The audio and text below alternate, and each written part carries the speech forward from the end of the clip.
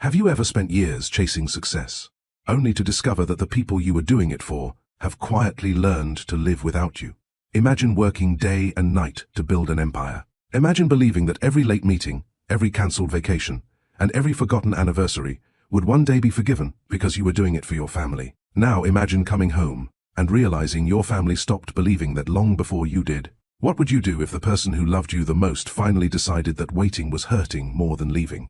Welcome back to Love Stories by Mr. Johnson, where every story is more than entertainment. Here, we explore the choices that shape our lives, the mistakes that change our futures, and the lessons that remind us what truly matters. If you enjoy stories that touch the heart and leave you with something to think about, don't forget to subscribe and become part of our family. And before we begin, tell us in the comments, can money ever replace the time we fail to give the people we love?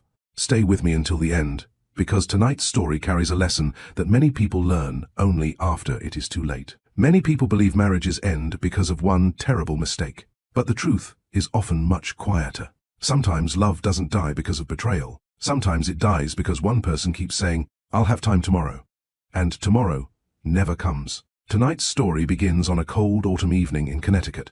The sky was covered with dark clouds, and a soft rain fell over the quiet streets. The leaves had turned golden and red, covering the sidewalks like old memories that no one bothered to pick up.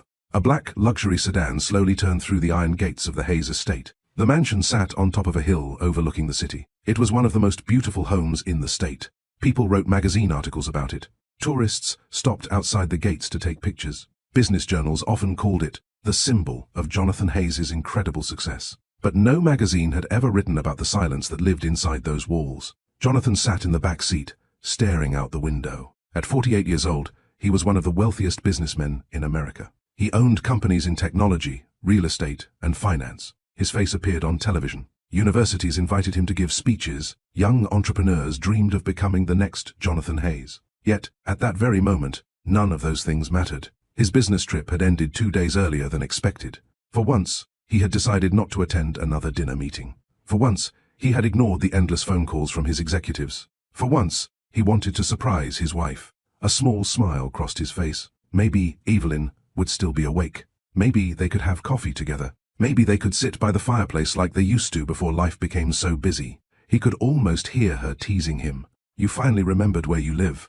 The thought made him laugh quietly. His driver looked at him through the mirror. "Good trip, sir?" Jonathan nodded. It was productive. The driver smiled politely, but Jonathan suddenly wondered why that had become his answer to everything. How was the trip? Productive. How was the year? Productive. How was life? Productive. He couldn't remember the last time he had called himself happy. The car stopped. The driver stepped out and opened the door. The cold evening air touched Jonathan's face. He adjusted his coat and looked toward the mansion. The lights were on. The windows glowed warmly against the darkness. From the outside, everything looked exactly the way it always had. Perfect. But life had taught Jonathan one thing. The things that look perfect from a distance are often hiding the deepest cracks. He walked to the front door and unlocked it himself. The housekeeper usually greeted him. Evelyn often stood nearby with a smile and asked if he had eaten. Tonight, no one was there. The silence was strange. He closed the door behind him. "Ava?" he called softly. No answer. He smiled to himself.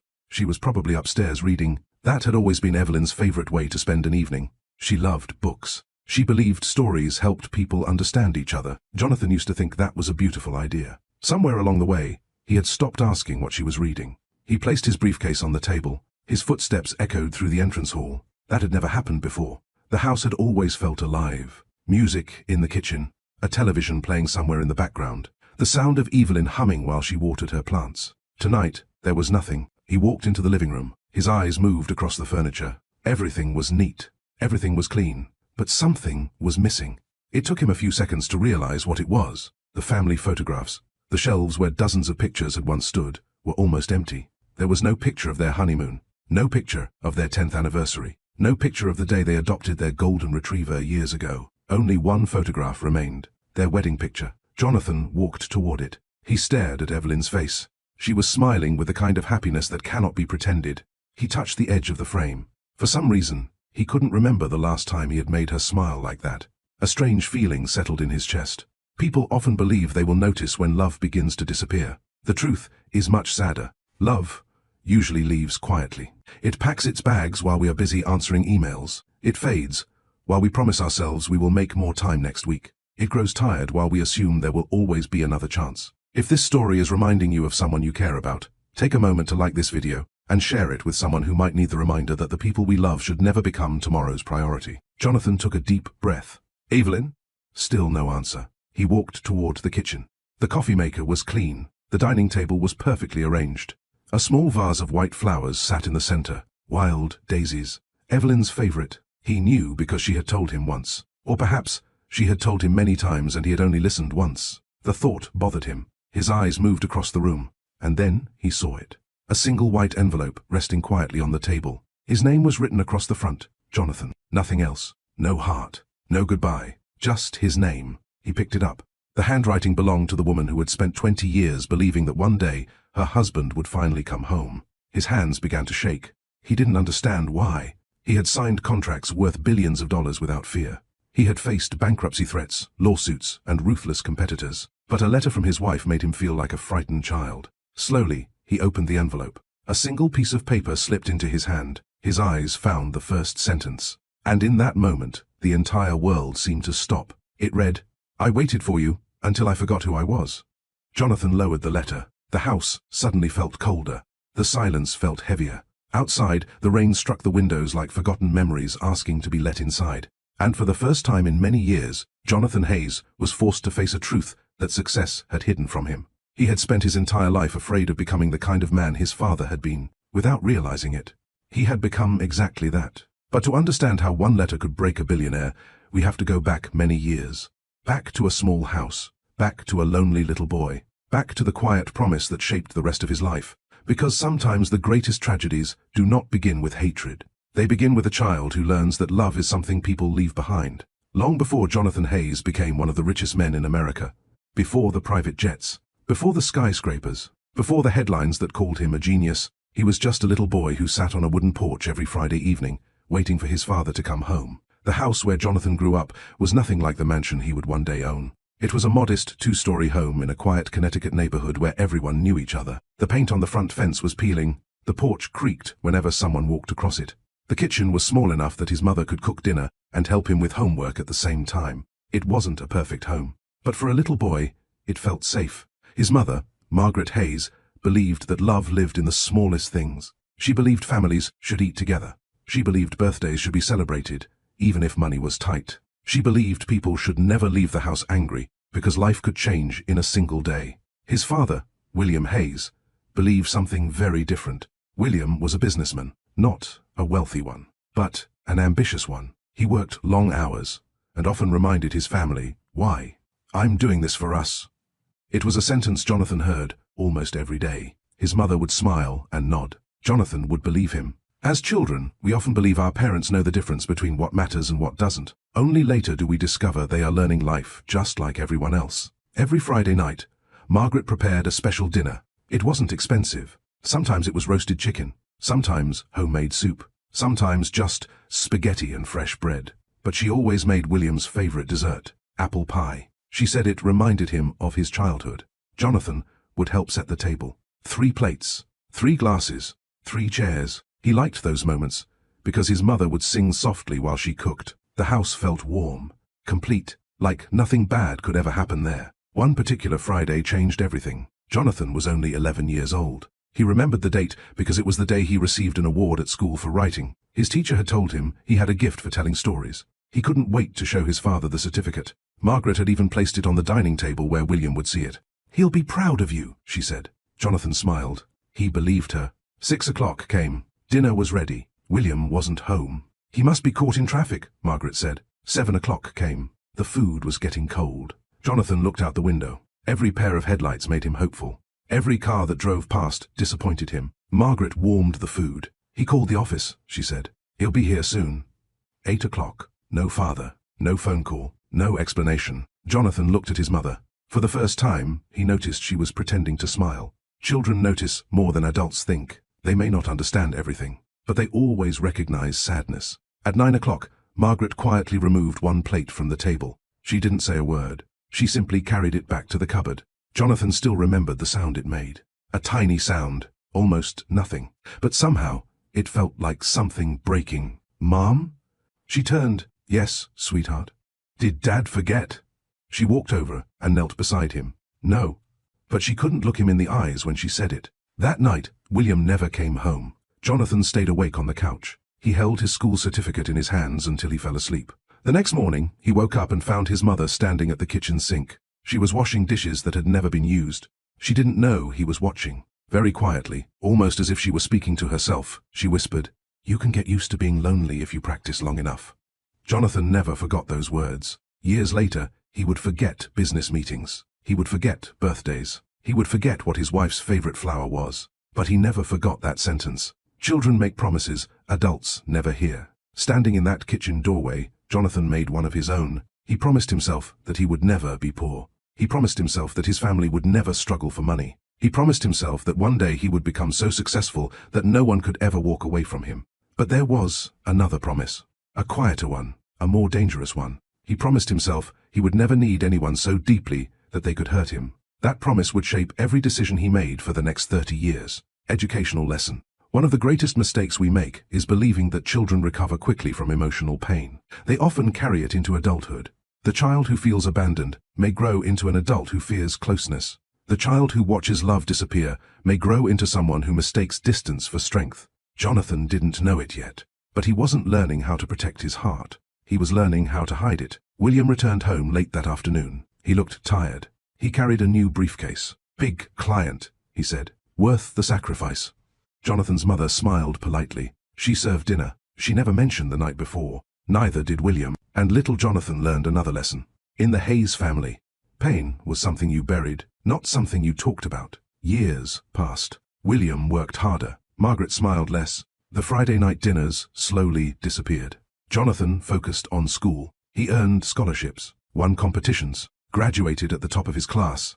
People admired his discipline. They called him determined. They called him brilliant. No one knew that every achievement was fueled by fear. Fear of becoming powerless. Fear of disappointment. Fear of waiting by a window for someone who never came. By the time Jonathan entered college, he had built invisible walls around his heart. He trusted schedules. He trusted numbers. He trusted contracts. But people could leave. People could disappoint you. People could promise forever and forget by morning. His mother noticed the change. One evening she asked him, "Jonathan, what do you want most in life?" Without hesitation, he answered, "Success." She smiled sadly. "And after success?" He thought for a moment. He had no answer. She reached across the table and took his hand. "Don't work so hard that you become lonely, son." Jonathan laughed. "I'm never lonely, Mom." But she looked at him with the quiet wisdom only mothers seem to possess. The loneliest people are often the ones who insist they don't need anyone. He didn't understand her then. He thought love was a distraction. He thought emotions made people weak. He thought the safest heart was the one nobody could touch. He was wrong, because life has a strange sense of humor. The young man who believed he would never depend on another person was about to meet a woman who would quietly change everything he thought he knew about love. Her name was Evelyn, and the first time they met, she wasn't impressed by his money. She wasn't interested in his future. She saw something that everyone else missed. She saw a lonely young man hiding behind ambition. And, without realizing it, she was about to become the one person capable of reaching the heart he had spent a lifetime trying to protect. But Jonathan Hayes had never learned how to let someone love him. And that would become the greatest mistake of his life. Before we continue Jonathan and Evelyn's story, I want to ask you something. Have you ever waited for someone who never showed up?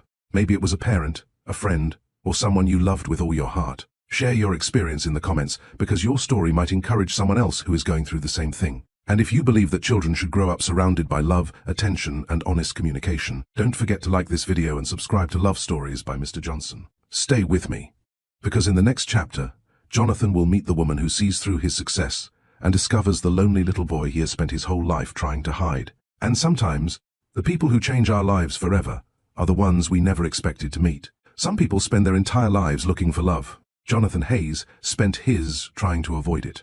After reading Evelyn's letter, he sat alone in the empty dining room, unable to move. The rain outside grew heavier. The old grandfather clock continued to tick, and with every passing second, memories he had buried for years began to rise to the surface. There was one memory that refused to leave him. A memory of a rainy afternoon nearly 25 years earlier. A memory of the first woman who ever looked at him and saw something other than success. Her name was Evelyn Mitchell, long before she became Evelyn Hayes. She was simply a young woman with a love for books and a habit of asking questions that made people uncomfortable. But before I tell you how they met, I want to ask you something. Have you ever met someone who understood you better than you understood yourself?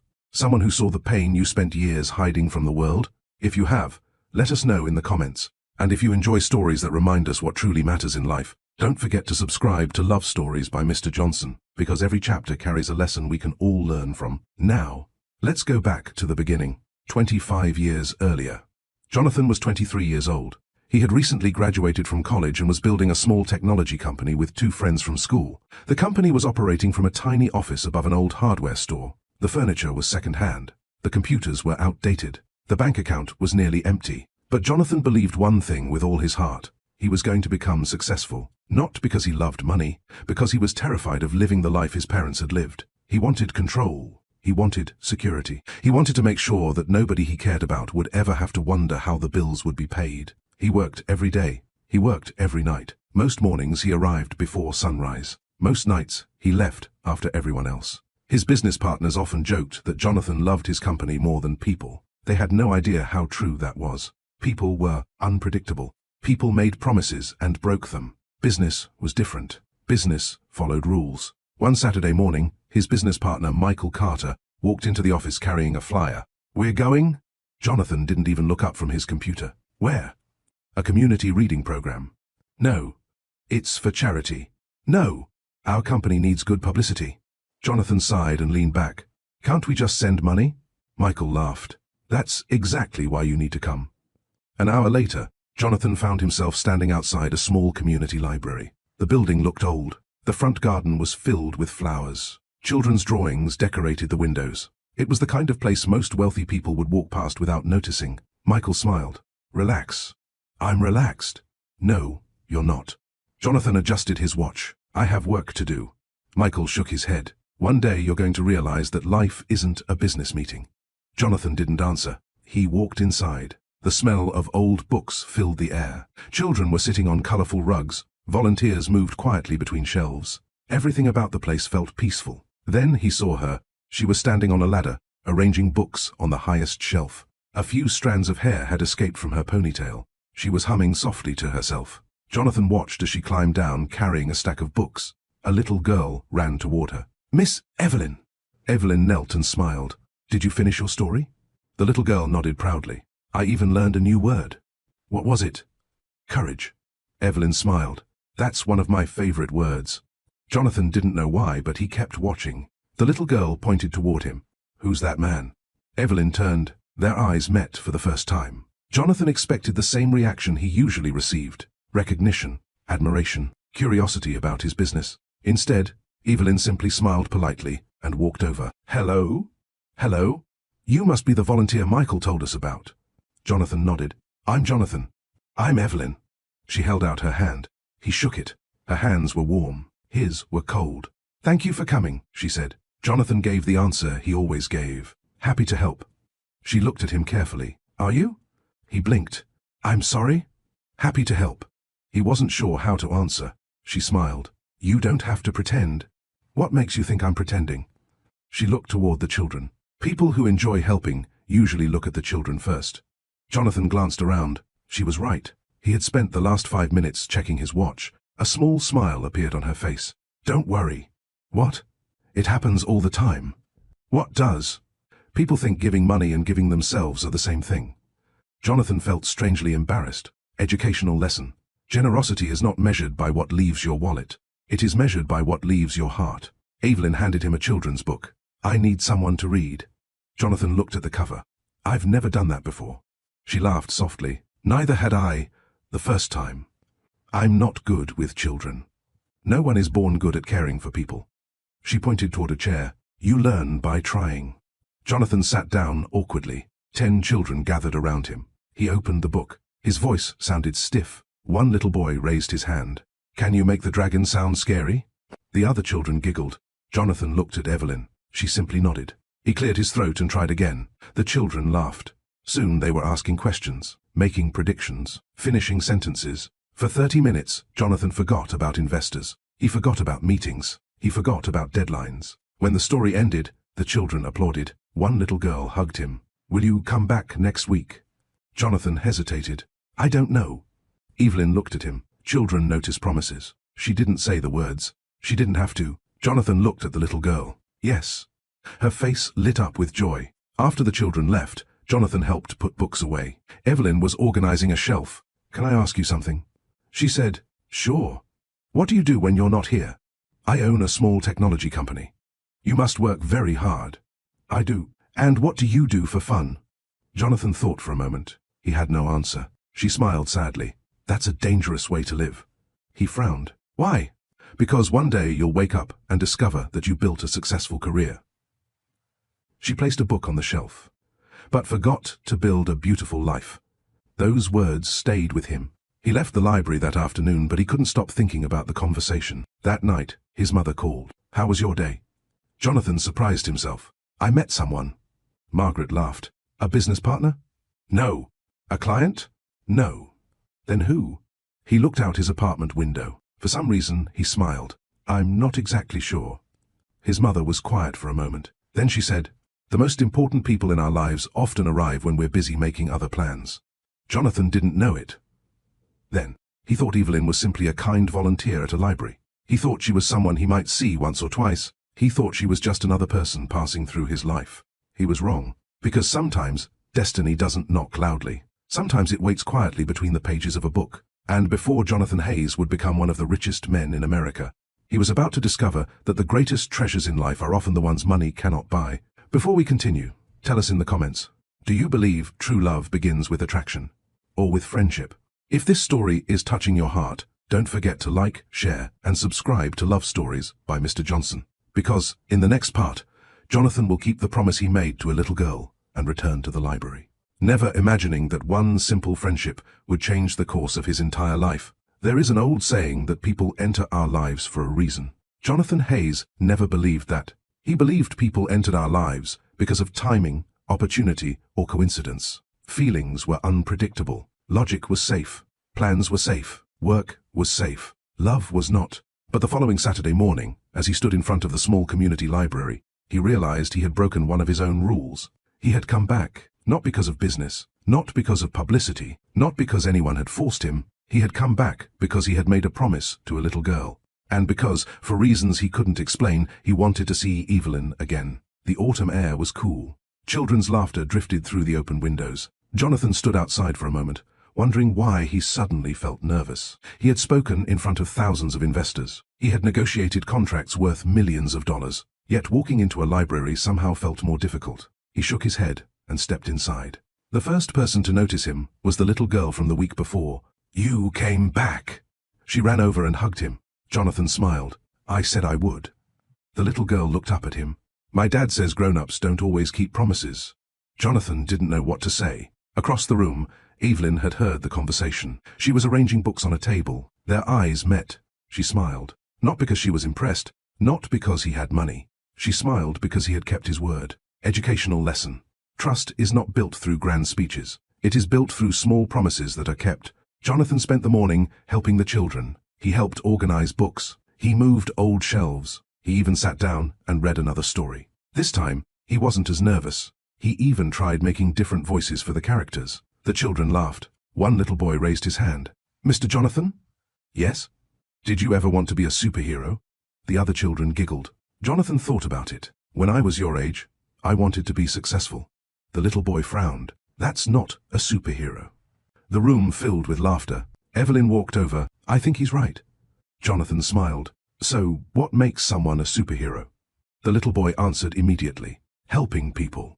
Jonathan looked around the room. For a moment, he wondered if he had spent his whole life chasing the wrong dream. That afternoon, after the children left, Evelyn locked the front door. She noticed Jonathan looking at an old photograph hanging on the wall. It showed the library many years earlier. Beautiful, isn't it? She asked. He nodded. How long have you worked here? Almost 6 years. You must love it. I do. He looked around the building. It can't pay very much. She laughed. It doesn't. Then why stay? Evelyn walked toward the window. Outside, a young mother was helping her son carry books to the car. When I was little, my father lost his job. She spoke softly. There were months when my parents couldn't afford many things. Jonathan listened quietly. But every Saturday, my mother brought me to a place like this. She smiled. Books gave me hope. She turned toward him. They taught me that difficult chapters don't last forever. Jonathan had never thought about stories that way. To him, books had always been information. To Evelyn, they were medicine for the soul. "What about you?" she asked. "What about me? What gave you hope when you were little?" Jonathan looked away. No one had asked him that question before. He thought about his mother, the lonely Friday nights, the empty chair at the dinner table, the promises his father never kept. Finally, he answered, "I don't know." Evelyn didn't push him. Some people demand answers. Wise people know that certain wounds need time. Over the next few months, Jonathan became a regular visitor. Saturday mornings at the library slowly became part of his life. He still worked hard. His company continued to grow. But every weekend, he found himself returning to the little building with the flower garden. Sometimes he and Evelyn talked for hours. Sometimes they worked quietly beside each other. She never asked about his income. She never cared about his growing reputation. She asked different questions. "What made you smile this week? What are you afraid of? When was the last time you called your mother?" Those questions made Jonathan uncomfortable. Not because they were difficult, because they were important. One Saturday, Evelyn found him sitting alone after everyone had left. "You look worried." "I have a meeting with investors on Monday." "I thought your company was doing well." "It is." "Then why are you worried?" Jonathan sighed. "What if I fail?" Evelyn sat beside him. "Can I tell you a secret?" He nodded. "I think everyone is afraid of failing." She smiled. "The difference is that some people don't let fear decide how they live." He looked at her. "What are you afraid of?" She was quiet for a moment. "Growing old and realizing I didn't spend enough time with the people I love." Jonathan lowered his eyes. He had never considered that possibility. His greatest fear was losing success. Her greatest fear was losing moments. Educational lesson. Many people spend their lives preparing for tomorrow, while forgetting that life is happening today. Several weeks later, Jonathan invited Evelyn for coffee. She accepted. The cafe was small and quiet. Nothing expensive, nothing fancy. They talked about books, childhood dreams, favorite places, family traditions. Jonathan laughed more that afternoon than he had in years. As they walked outside, they passed an elderly couple sitting on a park bench. The old man was feeding birds. The old woman leaned her head on his shoulder. Evelyn smiled. "I hope I have that one day." Jonathan looked at the couple. "They don't seem to be doing anything special." She looked at him. "That's exactly what makes it special." He didn't fully understand. Not yet. A few days later, Jonathan's company secured a major investment. His partners celebrated. Michael pulled him aside. "You should celebrate too." Jonathan smiled. "I think I will." "Big dinner?" "No." "Party?" Jonathan shook his head. "I'm going to the library." Michael stared at him. "The library?" Jonathan laughed. "I know it sounds strange." Michael smiled knowingly. "You're in trouble." "What do you mean?" "I mean, my friend, that's somewhere between the books and the children." "Ah," he laughed. "You've started caring about someone." Jonathan immediately denied it. "We're just friends." Michael nodded. "Maybe." But on the drive home, Jonathan found himself thinking about Evelyn's smile, the way she listened, the way she remembered small details, the way she believed every person deserved kindness. He realized something surprising. For the first time in his adult life, he wanted to tell someone about his victories, not because he wanted admiration, because he wanted to share them. That frightened him. Depending on people was dangerous. He had learned that lesson as a child. He had spent years building walls around his heart. Now, without even trying, someone was slowly walking through the gates. And the strangest part was this. Evelyn wasn't trying to change him. She wasn't trying to impress him. She was simply teaching him that being understood is one of the greatest gifts one person can give another. But love stories are rarely built only on happy moments. Sometimes the very things that bring two people together become the things that later pull them apart. Before we continue, let me ask you this. Have you ever met someone who made you want to become a better person? Tell us about it in the comments. And if you believe the strongest relationships begin with friendship, trust, and small acts of kindness, don't forget to like this video and subscribe to Love Stories by Mr. Johnson. Because in the next chapter, friendship will slowly turn into love, and Jonathan will discover that opening his heart is much harder than building a business empire. And sometimes, the bravest thing a person can do is allow themselves to be loved. There is a quiet truth that many people do not discover until much later in life. The people who change us the most are rarely the ones who arrive with fireworks. They are the ones who slowly become part of our ordinary days. A simple conversation, a shared cup of coffee, a promise to meet again next Saturday. Before you realize it, they have become the place where your heart feels safe. Jonathan Hayes did not fall in love with Evelyn Mitchell the first time he saw her. He wasn't the kind of man who believed in love at first sight. He believed in schedules. He believed in business plans. He believed in measurable results. Love was unpredictable, and unpredictable things had disappointed him his entire life. But every Saturday morning, without fail, Jonathan found himself driving to the little community library. At first, he told himself he was keeping a promise to the children. Then he convinced himself he was supporting a good cause. Eventually, he stopped making excuses. He simply wanted to be there. The strange part was that nothing extraordinary ever happened. There were no grand adventures, no dramatic confessions, no magical moments from a movie. There were only ordinary days. And somehow, they became the most important days of his week. One Saturday, Jonathan arrived carrying 3 large boxes. Evelyn looked at him and smiled. "More books?" He nodded proudly. "I picked them myself this time." She laughed. "Really? I even asked the bookstore owner which ones children like." She opened one of the boxes. Inside were adventure stories, mysteries, and classic children's novels. She looked genuinely surprised. "You remembered?" "What?" "The children told you last week they wanted more adventure books." Jonathan shrugged. "I wrote it down." Evelyn closed the box and looked at him for a moment. "Most people forget little things." Jonathan smiled. "I've forgotten enough important things in my life." He didn't realize how much truth was hidden in those words. Educational lesson. Love often begins when we learn to pay attention. Remembering small details tells people they matter. The reading program ended early that day because of heavy rain. The children hurried home with their parents. The volunteers cleaned up and left. Soon, only Jonathan and Evelyn remained. Rain tapped softly against the windows. Evelyn was placing books back on the shelves. Jonathan offered to help. As they worked, she asked, "Can I ask you a question?" "You usually do?" She smiled. "What did you want to be when you were a little boy?" Jonathan was quiet. He had expected questions about business. He had expected questions about work. Not this. "I wanted to make my mother proud." Evelyn stopped arranging books. "That's a beautiful answer." He shook his head. "No, it was a lonely answer." She waited. Jonathan wasn't used to talking about himself. But something about the quiet library made honesty feel easier. "My father worked all the time." Evelyn listened. "He always said he was doing it for us." Jonathan looked out the window. "I believed him." "And now?" He smiled sadly. "Now I'm not sure." She didn't interrupt. She didn't offer advice. She simply listened. Many people hear our words. Very few hear our pain. After a while, Evelyn spoke. "My father wasn't rich." Jonathan looked at her. "He was a school teacher." She smiled softly. "We never had much money." "Were you happy?" "Most of the time." "What made the difference?" She placed another book on the shelf. "He always came home."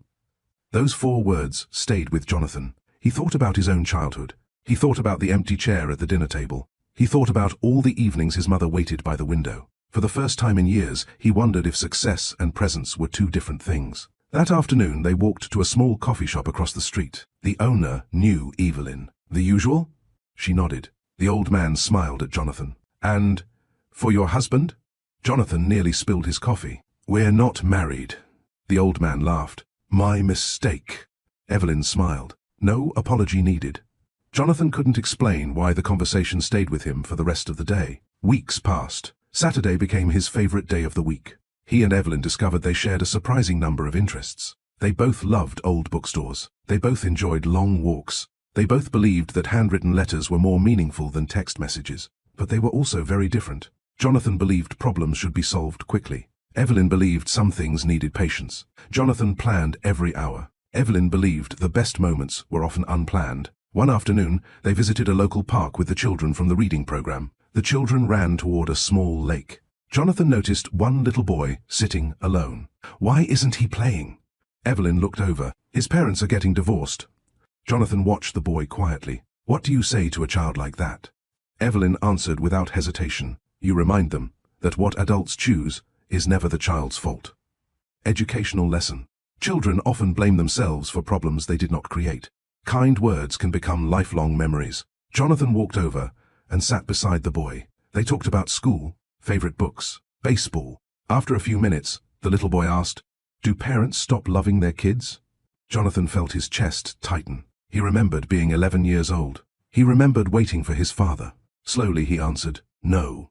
The little boy looked at him. "Then, why do they leave?"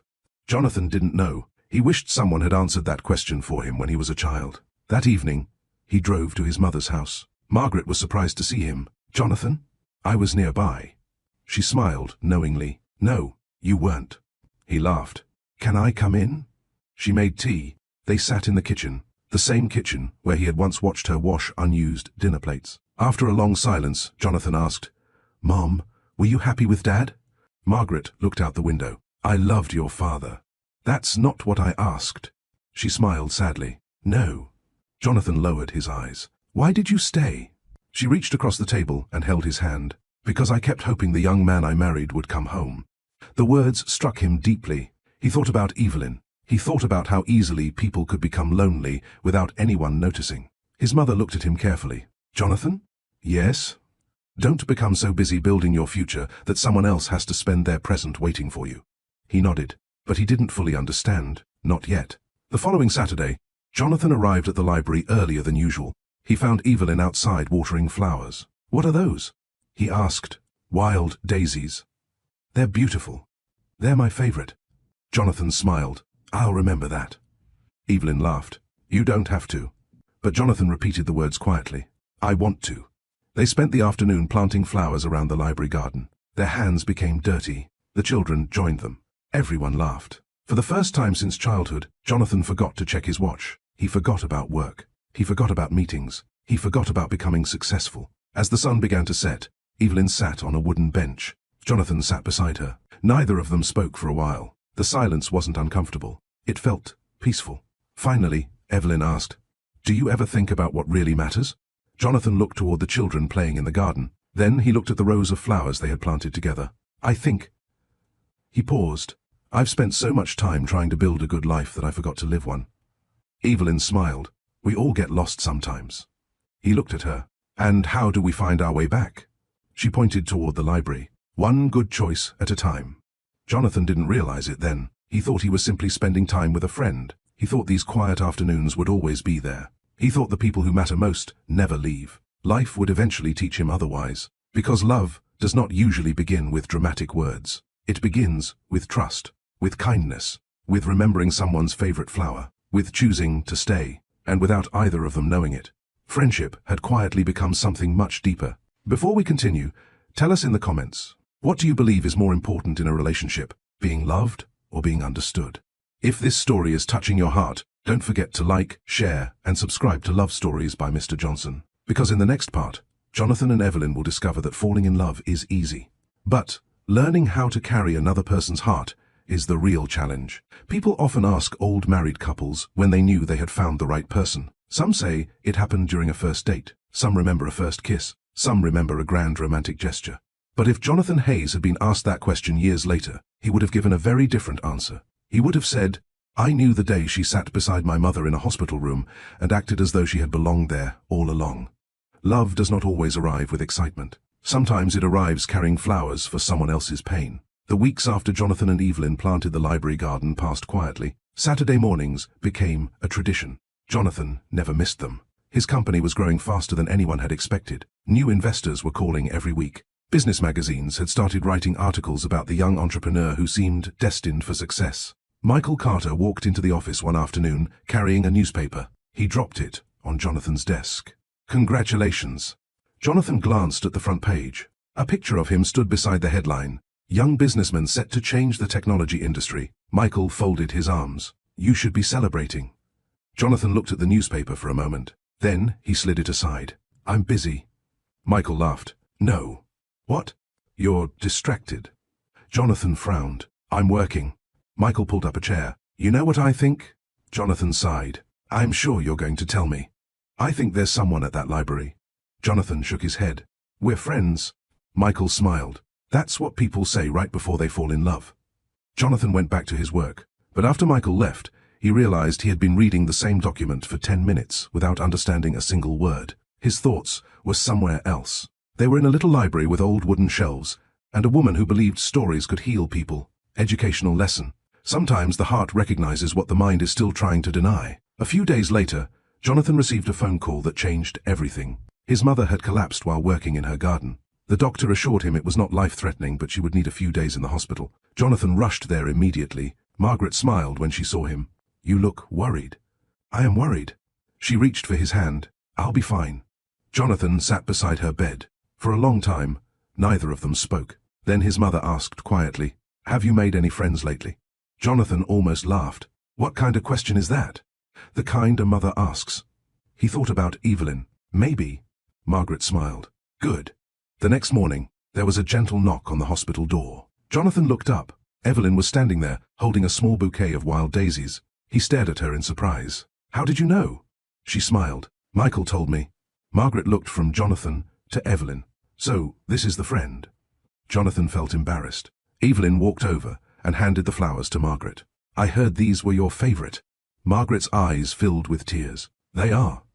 For the next hour, Evelyn sat with them. She talked with Margaret about books, gardens, and old family traditions. She made her laugh. She listened carefully. She treated her as though they had known each other for years. Jonathan sat quietly and watched. He realized something important. Success had introduced him to powerful people. Money had opened expensive doors. But kindness had the power to make strangers feel like family. After Evelyn left, Margaret looked at her son. "Don't lose her." Jonathan smiled. "She's just a friend." His mother shook her head gently. "No." She looked toward the door where Evelyn had disappeared. "She's the kind of person who makes a house feel like a home." Jonathan remembered those words. He would think about them often, especially years later, especially after coming home to an empty mansion. Educational lesson. Character is revealed by how people treat those who cannot offer them anything in return. Margaret returned home a few days later. Life settled back into its routine. Jonathan worked. Evelyn volunteered. The library continued to bring them together. One Saturday afternoon, a terrible storm began while everyone was still inside. The children had already gone home. Rain crashed against the windows. The power suddenly went out. The library became dark. Evelyn found several candles. She lit them one by one. The old building glowed with a soft golden light. Jonathan looked around. "It feels different." She smiled. "My grandmother used to say, 'Electricity lights a room.'" She placed another candle on the table. "But people light a home." Jonathan thought about the lonely evenings of his childhood. He thought about his mother waiting by the window. He wondered what his life would have been like if someone had lit his father's heart instead of just their house. As they waited for the storm to pass, Evelyn picked up an old notebook. "What is that?" Jonathan asked. "A memory journal." She handed it to him. "Whenever something beautiful happens, I write it down." Jonathan opened it. The pages were filled with small moments. A child reading a full sentence for the first time. A stranger returning a lost wallet. A family adopting an abandoned dog. Jonathan looked at her. "You write these down?" She nodded. "The world gives us enough reasons to be afraid." She smiled. "I think we should also remember the reasons to be grateful." She handed him a pen. "Write something." He hesitated. Then he wrote. "Today I realized I laughed without looking at my watch." Evelyn read the sentence and smiled. "I think that's a very important memory." Jonathan didn't know why, but he felt something inside him soften. Perhaps healing begins with moments too small for anyone else to notice. Weeks turned into months. Winter arrived. The library organized a Christmas celebration for the children. Everyone brought gifts. Jonathan arrived late because of work. He looked around nervously. The celebration had already started. The children were singing. Evelyn was helping them decorate cookies. She looked up and saw him. "You made it." He smiled. "I said I would." One of the little boys ran toward Jonathan. "Mr. Jonathan." "Yes?" "Can you help me put the star on the tree?"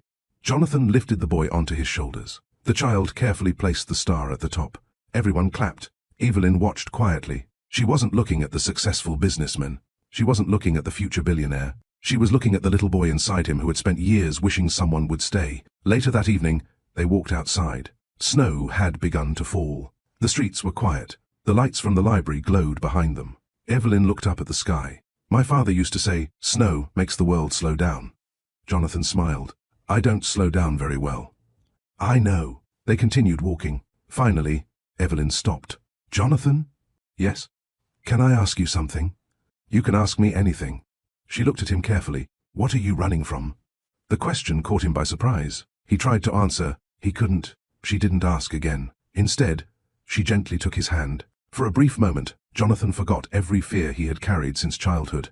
He forgot the empty chair at the dinner table. He forgot the promises his father broke. He forgot the walls he had spent years building. He only felt the warmth of another human being choosing to stand beside him. And for the first time in his life, he realized that strength was not found in facing the world alone. Sometimes strength was allowing someone to walk with you. But Jonathan Hayes still carried wounds he had never healed. He still believed that if he worked hard enough, He could protect the people he loved from pain. He had no idea that one day, that same belief would become the reason he almost lost Evelyn forever. There is a mistake many people make when they are young. They believe love and marriage are the finish line.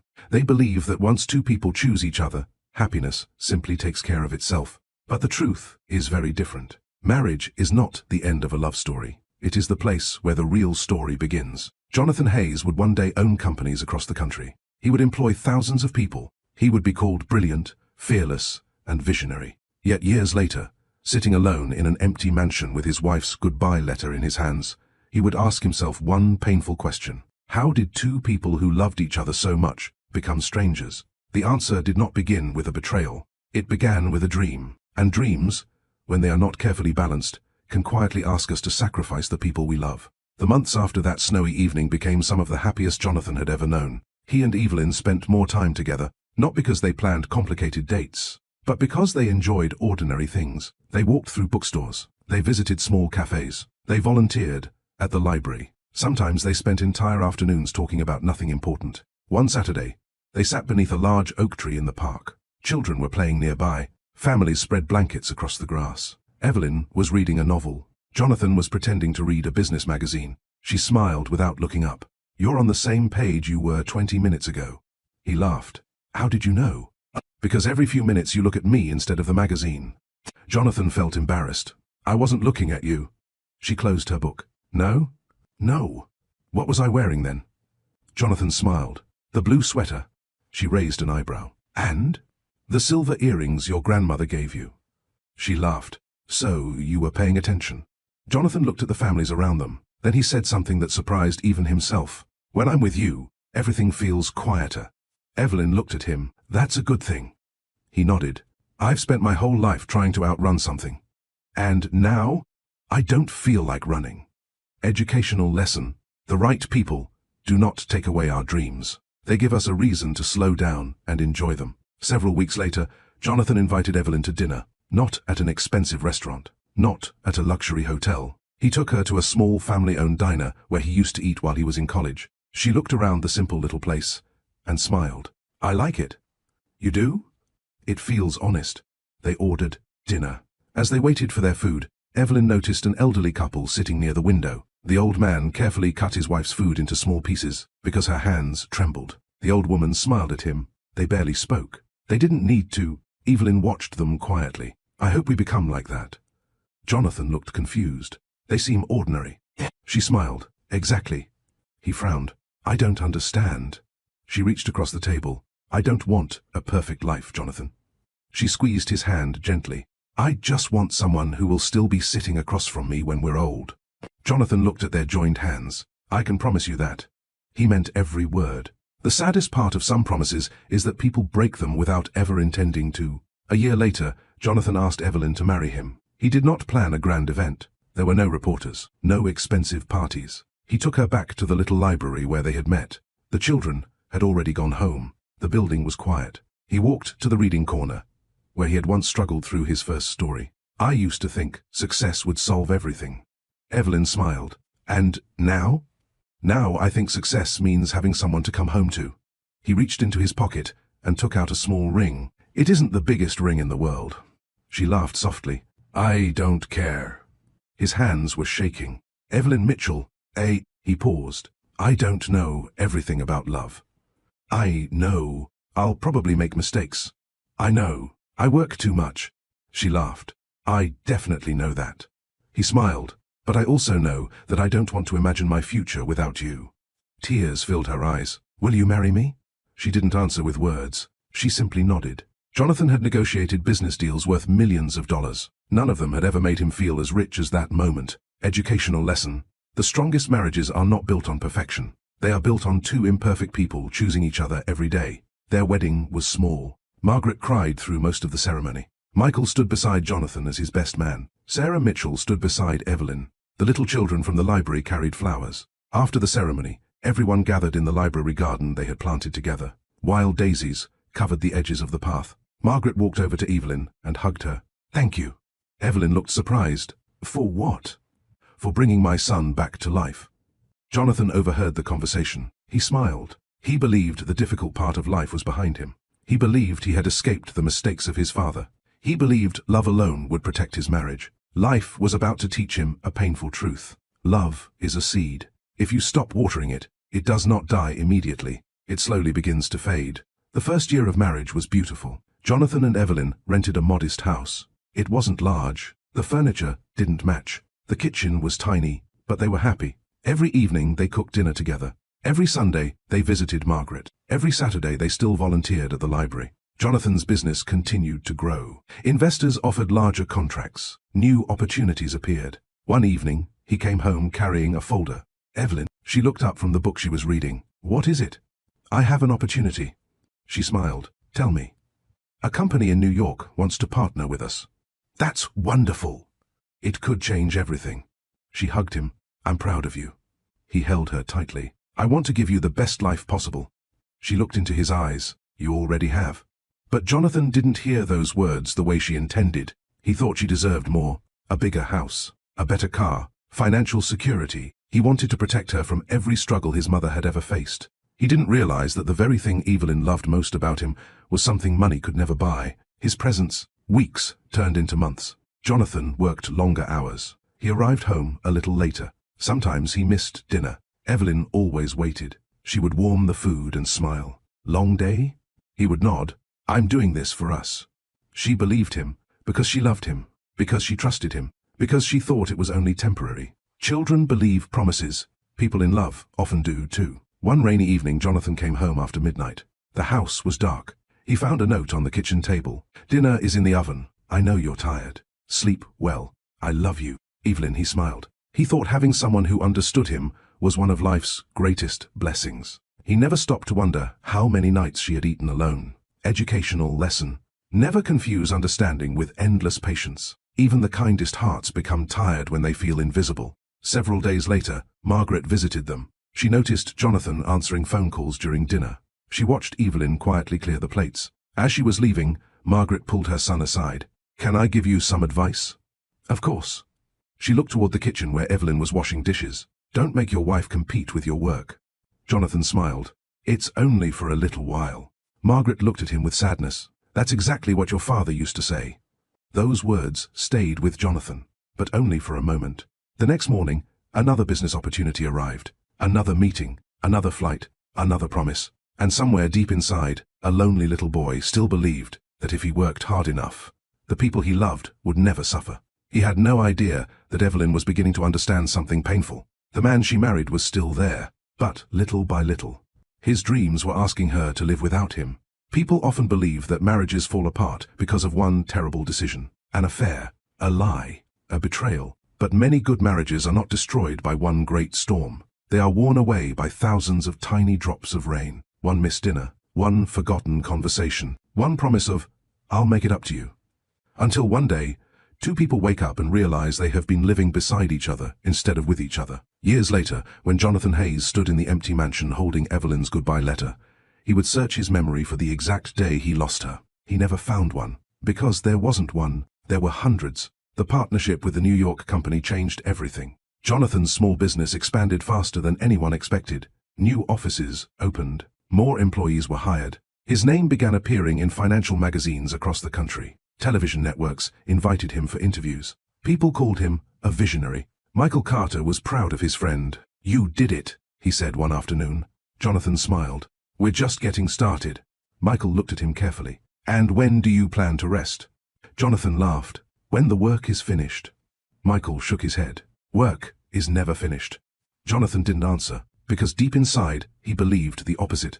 He believed there would come a day when he had enough. Enough money, enough success, enough security. Then he would slow down. Then he would spend more time with Evelyn. Then he would enjoy the life he was building. The problem with tomorrow is that it always asks us to wait one more day. Educational lesson.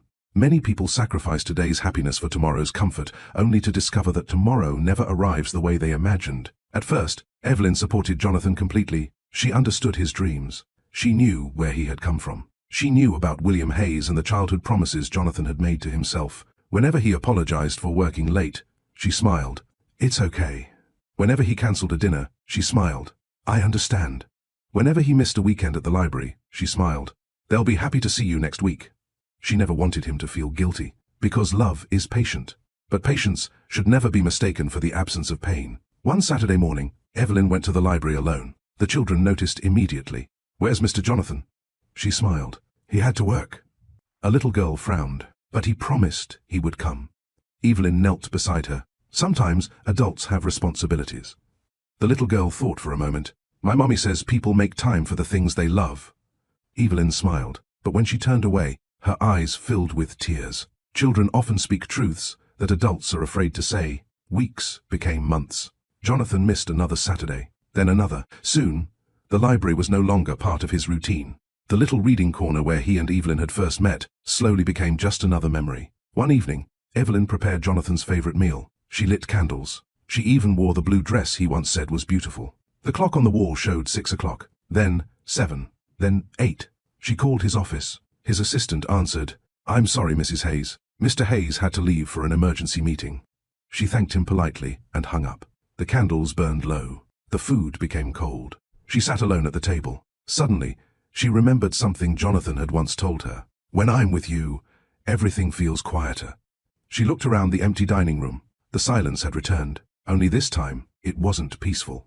It was lonely. Educational lesson. Love does not always ask for expensive gifts. Sometimes it only asks for your presence. Later that night, Jonathan came home exhausted. "I'm sorry."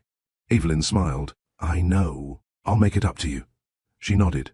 "I know." He kissed her forehead and went upstairs. He never noticed that dinner was still sitting untouched on the table. He never noticed that the candles had melted completely. He never noticed that his wife stayed awake for another hour by herself. Margaret Hayes noticed. A few days later, she invited Evelyn to lunch. They sat together in a quiet cafe. Margaret looked at her daughter-in-law. "How are you?"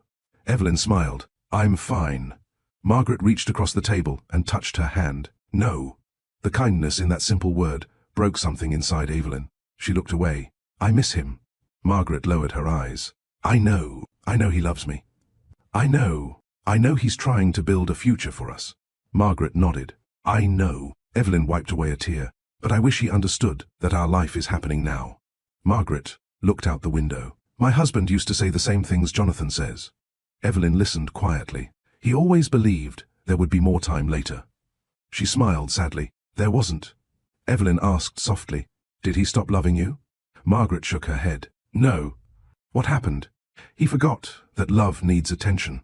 Those words stayed with Evelyn. Several months later, Jonathan received an award for business excellence. Hundreds of people attended the ceremony. He invited Evelyn. She sat proudly in the front row. During his speech, Jonathan thanked his employees, investors, and business partners. He thanked Michael. He thanked his mentors. When the applause ended, Evelyn smiled and clapped with everyone else.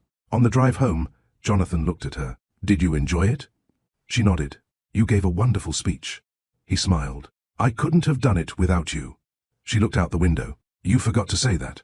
Jonathan was quiet. He had not forgotten on purpose. But sometimes, the people closest to us become so much a part of our lives that we stop acknowledging what they give us. Educational lesson. Never assume people know they are appreciated. Words left unsaid can become silent wounds. The following Sunday, Evelyn visited the library. The old owner of the coffee shop across the street saw her sitting alone. "Where's your husband?"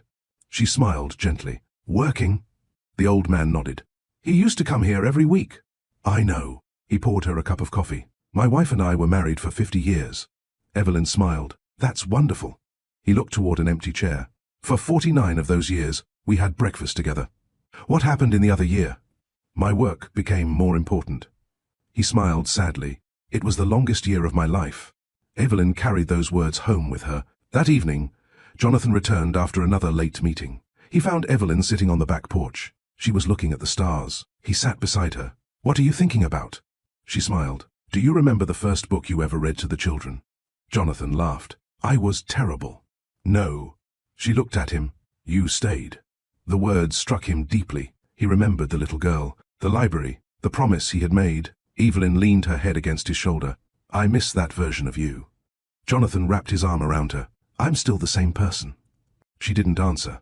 Because sometimes the people we love change so slowly that neither of us notices, until one day we look back and wonder where they went. The wind moved gently through the trees. Jonathan looked at his watch. He had an early meeting. He stood up. "I should get some sleep." Evelyn nodded. Of course. He kissed her forehead and walked inside. She remained on the porch, looking at the stars, wondering when the man who once forgot to check his watch around her had become the man who never stopped looking at it. She still loved him. She still believed in him. But, for the first time, a quiet question entered her heart. What happens if the person you love never comes home, even when they walk through the front door every night? And far away, in another part of the city, Jonathan's phone rang. It was an investor, offering him the opportunity of a lifetime. He smiled. He thought he was building a better future. He didn't realize that while he was chasing tomorrow, the woman waiting for him was slowly learning how to live without him. Before we turn the page to the next chapter, I want to ask you something from the heart. Have you ever loved someone who was physically there, but emotionally far away? Maybe it was a parent who was always working. Maybe it was a spouse who became too busy. Maybe it was a friend who slowly drifted away. Tell us your story in the comments, because someone reading your words may realize it's not too late to reach out to the people they love. And if this story has reminded you that success should never come at the cost of family, please take a moment to like this video and subscribe to Love Stories by Mr. Johnson. Every chapter we share is a reminder that money can build a beautiful house, but only love, time, and attention can make it a home. Stay with us, because in the next chapter, Jonathan Hayes will finally achieve the dream he spent his whole life chasing. He will become one of the wealthiest men in America. But while the world celebrates his success, the woman who once believed she would grow old beside him will quietly begin to wonder if she is becoming a stranger in her own marriage. And sometimes, the saddest goodbyes are not spoken with angry words. They are written by years of silence. There is a kind of loneliness that the world never sees. It does not come from living by yourself. It comes from sharing your life with someone who slowly stops noticing that you are there. Many people think a broken heart happens all at once, but sometimes a heart breaks quietly. One forgotten promise at a time. One empty chair at the dinner table at a time. One, I'm doing this for us, at a time. Years later, when Jonathan Hayes stood in the silent mansion reading Evelyn's goodbye letter, he would finally understand something his mother had tried to teach him. A person can survive without luxury. A person can survive without comfort. But no one should have to survive without feeling loved. The investment opportunity Jonathan accepted changed his life forever. Within 5 years, his company became one of the fastest growing businesses in the country. Financial magazines called him a genius. Television hosts invited him to speak about leadership. Young entrepreneurs copied his methods. By the age of 40, Jonathan Hayes had become exactly what he promised himself he would become as a frightened little boy. Powerful, respected, wealthy, he bought a beautiful estate outside the city. The mansion sat on top of a hill surrounded by gardens and old oak trees. It had everything: a library, a movie room, a swimming pool, a music room, a grand staircase that curved through the center of the house. The newspapers called it one of the most beautiful homes in the state. The day they moved in, Jonathan stood beside Evelyn and smiled. What do you think? She looked around quietly. It's beautiful. He wrapped his arm around her. You deserve all of this. She leaned against him. I would have been happy in the old house too. Jonathan laughed. I know, but he didn't really know. He thought he was giving her a better life. He never stopped to ask what kind of life she actually wanted. Educational lesson. One of the greatest mistakes people make is giving others what they think they need instead of listening to what they truly want. At first, the mansion felt exciting. Friends visited. Family celebrated. Margaret smiled when she saw the large garden. It reminds me of the flowers your father and I planted when we were young. Evelyn decided to create a small reading room for neighborhood children. Jonathan thought it was a wonderful idea. I'll help. She smiled. You always do. He meant it. But work had other plans. The reading room was finished. Evelyn decorated it herself. She filled it with books from the old library. The children loved it. Jonathan never saw the opening day. An unexpected business trip kept him away. He called that evening. I'm sorry. Evelyn smiled into the phone. It's okay. I'll make it up to you. I know. She stood alone in the reading room after the call ended. The laughter of the children had already faded. She looked at the empty chair she had saved for him. Slowly, she sat in it herself. The mansion was large. Too large. The hallways echoed. The rooms felt empty. Jonathan often left before sunrise. Many nights he returned long after dinner. The staff learned his schedule better than his wife did. One evening, the housekeeper approached Evelyn. Mrs. Hayes? Yes? Should I keep dinner warm for Mr. Hayes? Evelyn looked at the clock. It was nearly 10. She smiled gently. No. The housekeeper hesitated. Will you eat now? Evelyn looked at the 2 plates on the dining table. After a moment, she quietly removed one. I think I'll eat later. Educational lesson. Never allow love to become a habit of waiting. A relationship should be shared, not postponed. One Saturday afternoon, Sarah Mitchell came to visit. She found Evelyn working in the garden. "You've lost weight." Evelyn laughed softly. "I've been busy." Sarah wasn't convinced. "How's Jonathan?" "Working." "And your marriage?" Evelyn continued planting flowers. "It's complicated." Sarah sat beside her. "You can tell me." Evelyn looked toward the mansion. "Do you know what the strangest part is?" "What?" "I know he loves me." Sarah nodded. "But I don't think he knows how to show it anymore." A tear rolled down Evelyn's cheek. "I miss talking to him." Sarah reached for her hand. "Have you told him that?" Evelyn smiled sadly. "So many times that now I just smile and say, I'm fine." Educational lesson. People are not mind readers. But after enough unanswered conversations, many stop speaking because they no longer believe they are being heard. That evening, Jonathan returned home earlier than usual. He walked into the kitchen. Evelyn was baking an apple pie. He smiled. "I haven't seen one of those in years." She looked up. "It was your father's favorite." The words surprised him. He had almost forgotten. "My mother used to make one every Friday." "I know." Jonathan looked confused. "How?" She smiled. "You told me once." He couldn't remember. She remembered everything. The stories about his childhood, his fears, his dreams, his favorite songs, his favorite meals, the things that made him laugh, the things that made him quiet. She had built her love from the details he shared. Jonathan kissed her forehead. "I'm taking next weekend off." Her eyes brightened. "Really?" "I promise." She smiled. "I'll hold you to that." For the next 7 days, Evelyn planned a simple trip. No luxury hotels, no expensive restaurants. She rented a small cabin near a lake. She packed books, fishing equipment, a picnic basket. She wanted 2 days without meetings, 2 days without assistance, 2 days with the man she had married. The morning they were supposed to leave, Jonathan's phone rang. He answered. His expression changed. Evelyn already knew. He covered the phone with his hand. "I'm so sorry." She looked at the packed bags near the door. "It's work?" He nodded. "This deal is important." She smiled. "Of course it is. I'll make it up to you." She looked at him quietly. Then she asked, "Jonathan, when?" He frowned. "What do you mean? When will you make it up to me?" He had no answer. She nodded. "It's okay." He hugged her. "I love you." "I know." He left. The front door closed. The house became silent. Evelyn walked to the window. She watched his car disappear down the driveway. Then she looked at the 2 bags waiting by the door. Without saying a word, she unpacked them. One shirt at a time. One book at a time. One broken promise at a time. Educational lesson. Disappointment does not destroy relationships. Repeated disappointment without change does. A few weeks later, Jonathan's birthday arrived. The staff decorated the dining room. Margaret came. Michael came. Sarah came. Everyone waited. Jonathan called. "I'm sorry. My flight was delayed." Margaret lowered her eyes. Michael looked uncomfortable. Evelyn smiled. "We'll celebrate another day." After the guests left, Margaret stayed behind. She found Evelyn cleaning the kitchen. "Sweetheart." Evelyn turned. Margaret hugged her. "I know this feeling." Evelyn tried to smile. "I don't want him to become his father." Margaret closed her eyes. "Neither do I." That night, Jonathan returned home after midnight. He found a small gift on his desk. It was a framed photograph. The 2 of them sitting in the library garden years ago. On the back, Evelyn had written, "The happiest days of my life were never the expensive ones." Jonathan stared at the words. He felt guilty. But guilt is a strange thing. Without action, it becomes nothing more than another forgotten feeling. He placed the picture on his desk. The next morning, he left before sunrise.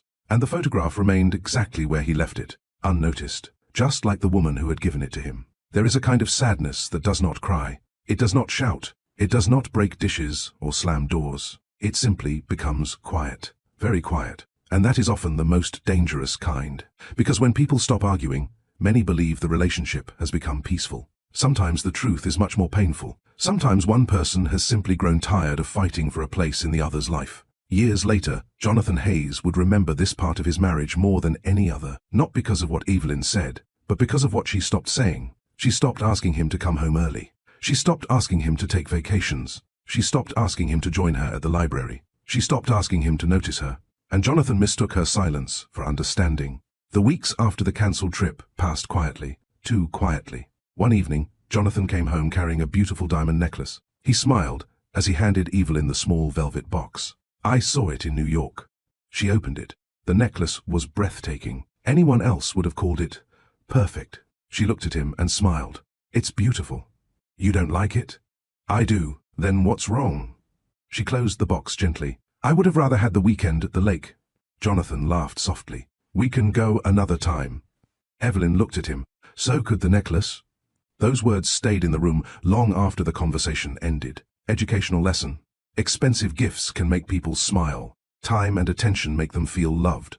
Jonathan believed he was making up for his absence. Flowers, jewelry, vacations that were always postponed.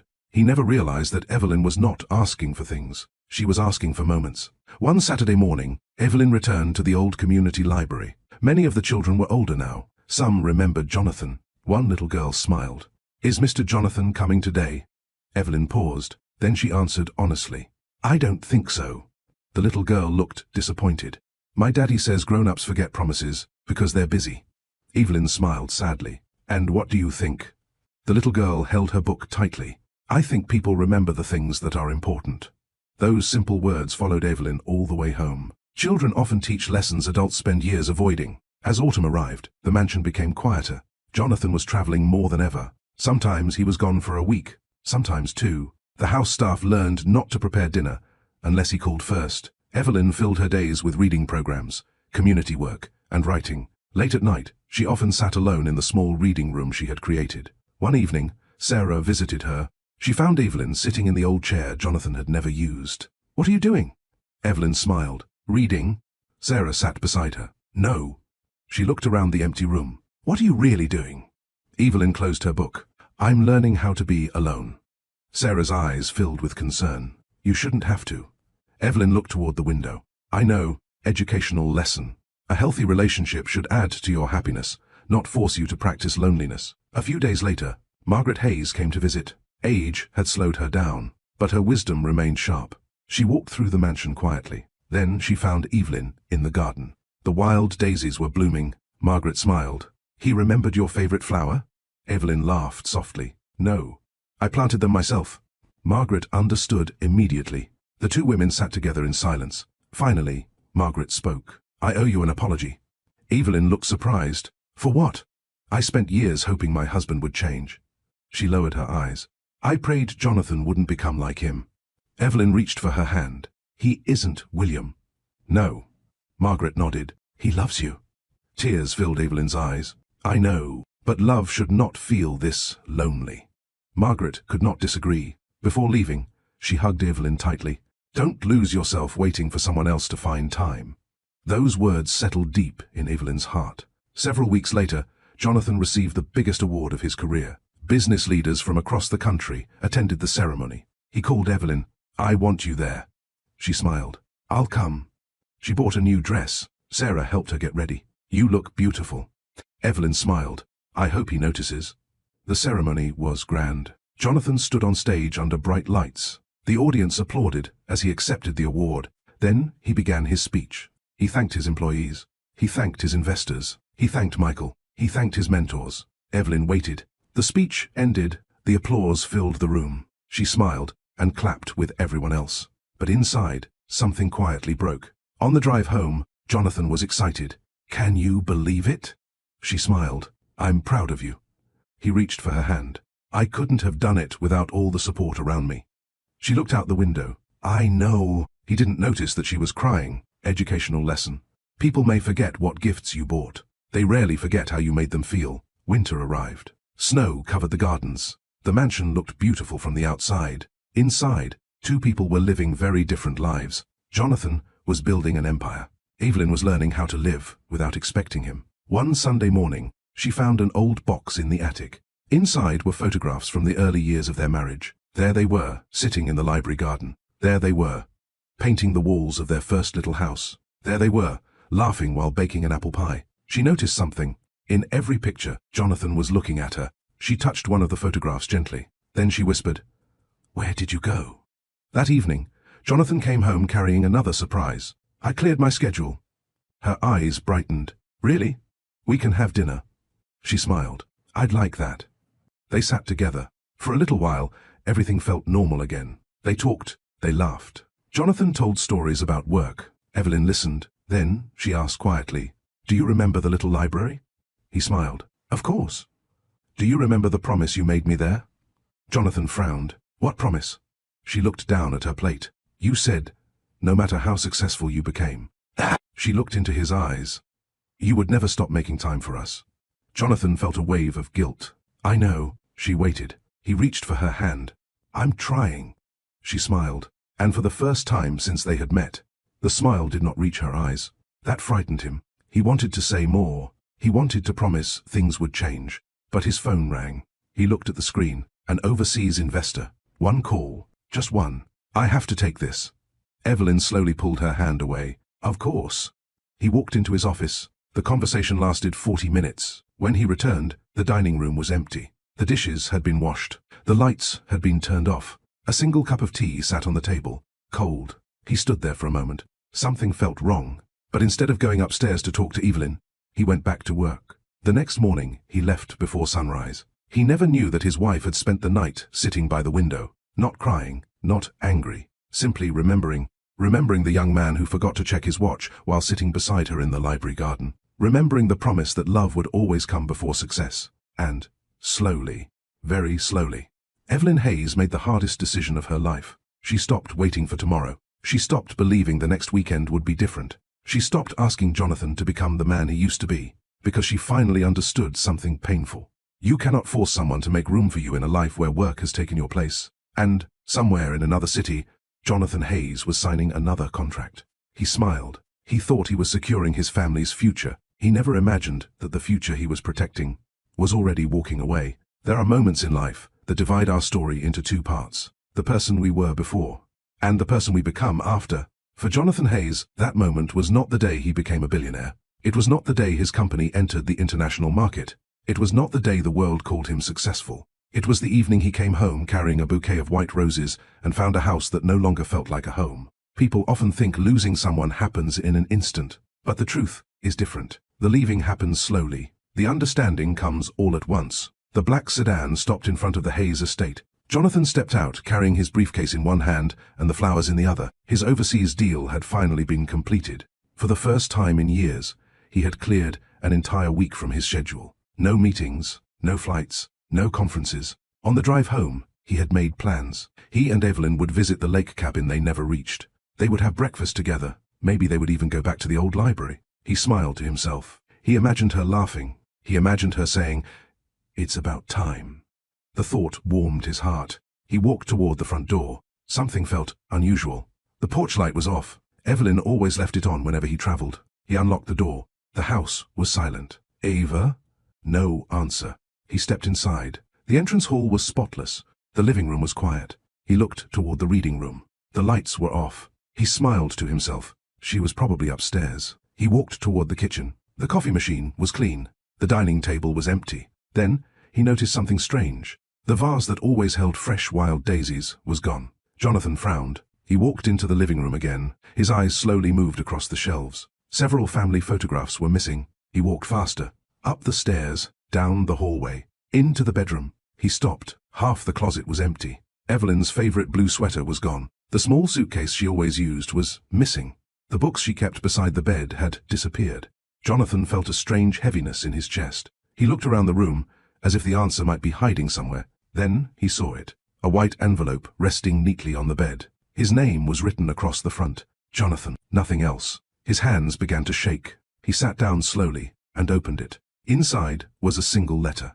He recognized Evelyn's handwriting immediately. He began to read, "Jonathan, if you are reading this, then you finally came home early." His heart pounded. "I used to believe that love meant waiting. I waited through missed dinners. I waited through broken promises. I waited through birthdays, anniversaries, and quiet evenings, when the only sound in this house was the ticking of a clock." Jonathan stopped reading. He looked around the bedroom. Suddenly he noticed things he had ignored for years. The empty chair by the window. The untouched bookshelf. The side of the bed that always looked perfectly neat because Evelyn had spent so many nights awake after he had fallen asleep. He looked back at the letter. "I know you love me. That was never the problem. The problem is that you keep loving me tomorrow, and I have spent too many years living without today." A tear rolled down Jonathan's face. He could not remember the last time he had cried. Educational lesson. Love is not measured by intentions. It is measured by actions. Good intentions without change slowly become broken promises. Jonathan continued reading. You once told me that when you were with me, the world became quieter. I need you to know something. The silence came back, and I realized I had learned to be lonely while living beside my husband. He lowered the letter. The room felt smaller. The air felt heavy. For the first time, he understood his mother's words. You can get used to being lonely if you practice long enough. He had spent years blaming his father for making Margaret lonely, without realizing it. He had taught Evelyn the same lesson. His phone rang. He looked at the screen. An important investor. Jonathan stared at it. The phone rang again, and again. Finally, he turned it off. The house remained silent. He walked downstairs. Every room held a memory. The reading room, the small garden Evelyn had planted, the kitchen where she baked apple pies. He opened one of the cabinets. There, carefully arranged, were old photographs. One showed them painting the walls of their first little house. Another showed them planting flowers at the library. Another showed Jonathan reading to children, while Evelyn laughed. He sat at the kitchen table. The white roses he had brought home rested beside him. He looked at them and realized something.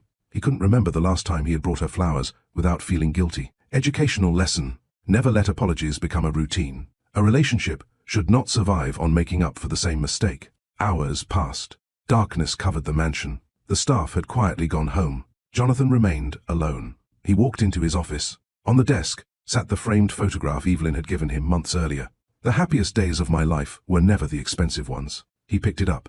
His eyes filled with tears. The happiest days. The library. The old cafe. The little house. The lake trip they never took. The life they kept postponing. Someone knocked softly on the front door. It was Michael Carter. Jonathan opened it. Michael looked at him and immediately knew something was wrong. What happened? Jonathan handed him the letter. Michael read it quietly. When he finished, he looked up. Where is she? I don't know. Did she say where she was going? Jonathan shook his head. I never asked where she wanted to be. Michael sat down. For a long time, neither man spoke. Finally, Michael asked, Can I tell you something you probably won't like? Jonathan nodded. I've watched you build one of the greatest companies in the country. Michael looked around the mansion. But, somewhere along the way, he paused. You started treating your marriage like it would always be there, waiting for you.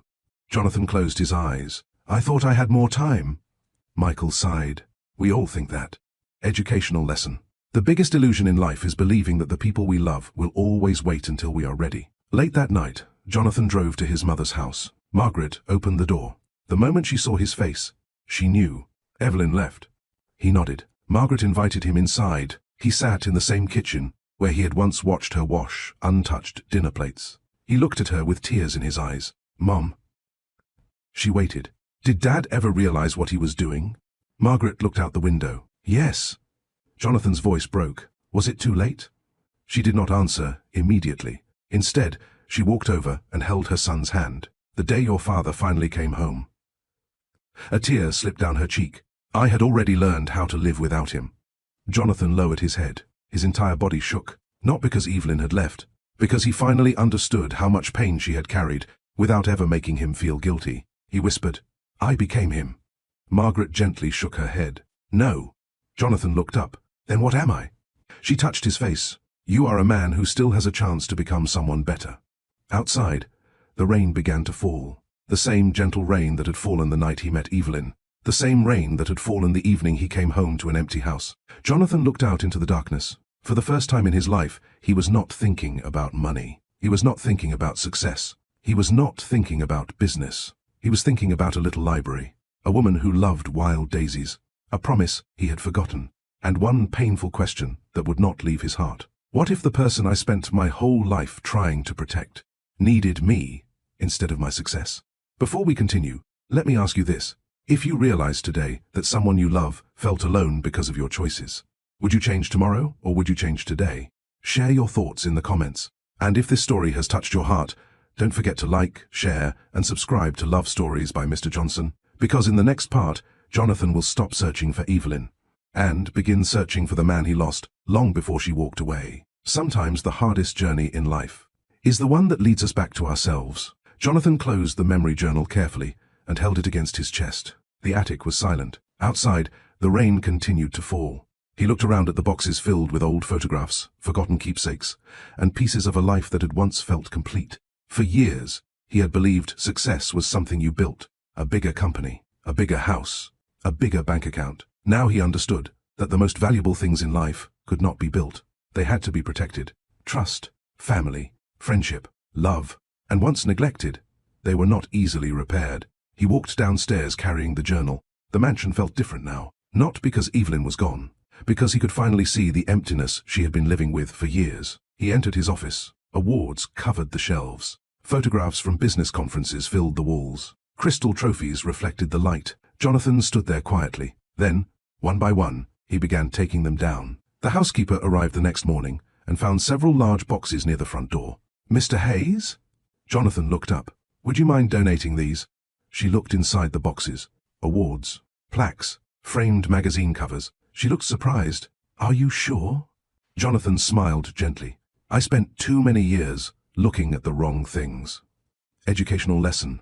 There is nothing wrong with being successful. The danger comes when success becomes the only mirror through which we see ourselves. Over the following months, Jonathan changed his life. Not because anyone asked him to, not because he expected Evelyn to come home, but because he finally understood that becoming a better person should never depend on receiving a second chance. He reduced his work schedule. He stopped missing family dinners with his mother. He returned to volunteering. He visited the community library every Saturday morning. He read stories to children. He helped repair old shelves. He planted flowers in the garden. The children liked having him there. Some of them knew he was a famous businessman. Most of them didn't care. To them, he was simply Mr. Jonathan, the man who always finished the story before leaving. One Saturday, a little boy tugged on his sleeve. "Mr. Jonathan?" "Yes?" "Why do you come here every week?" Jonathan thought about the question. Then he smiled. "Because someone once taught me that the people we love deserve our time." The little boy nodded. "My grandma says time is the most expensive gift." Jonathan laughed softly. "I think your grandmother is a very wise woman." That afternoon, he drove to the old lake cabin that he and Evelyn had never visited. The owner recognized him. "You finally made it." Jonathan looked at the quiet water. "No." He smiled sadly. "I came many years too late." He sat on the wooden dock until the sun began to set. The lake was peaceful. Birds moved across the water. A gentle breeze carried the scent of pine trees. For the first time in decades, Jonathan was not planning the future. He was learning to appreciate the present. He reached into his pocket and took out a small piece of paper. It was one of the notes Evelyn had left in his lunch many years before. "Don't work too hard today. The world can wait for an hour. I love you." Jonathan folded it carefully. Then he whispered into the evening air, "I'm sorry." There was no one there to hear him. Perhaps that was how it should be. Some apologies are not meant to erase the past. They are meant to change the future. As the sun disappeared beyond the lake, Jonathan made a quiet promise to himself. He would never again measure his worth by money. He would never again assume the people he loved would always wait. And if life ever gave him another opportunity to love, he would not postpone it until tomorrow, because tomorrow had stolen enough from him already. Before we continue, I want to ask you something. If you could go back and spend one more ordinary day with someone you love, what would you do differently? Share your thoughts in the comments. And if this story has reminded you that the greatest moments in life are often the simplest ones, don't forget to like, share, and subscribe to Love Stories by Mr. Johnson. Because, in the next chapter, while Jonathan is learning how to become a better man, life will quietly place him and Evelyn on the same road, once again. And neither of them will know that fate has not finished writing their story. People often ask what happens after someone walks away from a long marriage. They imagine dramatic freedom. They imagine anger disappearing overnight. They imagine that once the tears stop, life becomes easy again. But healing is rarely that simple. Sometimes the hardest part of leaving is not learning how to live without the other person. It is learning how to find yourself after spending years forgetting who you were. When Evelyn Hayes left the mansion, she did not take much with her. A few suitcases, her favorite books, the memory journal, a framed photograph from the old library garden, and a small flower pot holding a single wild daisy. The house she rented was nothing like the estate she had left behind. It was a small cottage near a quiet coastal town. The roof was old. The kitchen was tiny. The porch overlooked the ocean. At night, she could hear the waves. For the first time in many years, silence no longer felt lonely. It felt peaceful. Educational lesson. Starting over is frightening. But sometimes the place where we lose our old life is the same place where we discover ourselves. Every morning, Evelyn woke up early. She made coffee. She read for an hour. Then, she walked to a local community center where she volunteered with children. The work reminded her of the old library. The children reminded her that kindness still existed. She never spoke much about her marriage. When people asked if she had children, she smiled and changed the subject. When they asked if she was married, she answered honestly. I was. She did not say it with bitterness. She said it with gratitude for what had been and sadness for what had been lost. One afternoon, Sarah Mitchell came to visit. The two friends sat on the porch watching the ocean. Sarah looked around the little cottage. You seem different. Evelyn smiled. I think I finally have room to hear my own thoughts. Sarah reached for her hand. Do you miss him? Evelyn was quiet for a long time. Finally she nodded. Every day. Sarah looked surprised. Then why not go back? A gentle breeze moved through the porch. Evelyn looked toward the horizon. Because missing someone and feeling safe with them are not always the same thing. Educational lesson. Love should never require you to abandon yourself. Healthy relationships allow both people to grow. Weeks passed.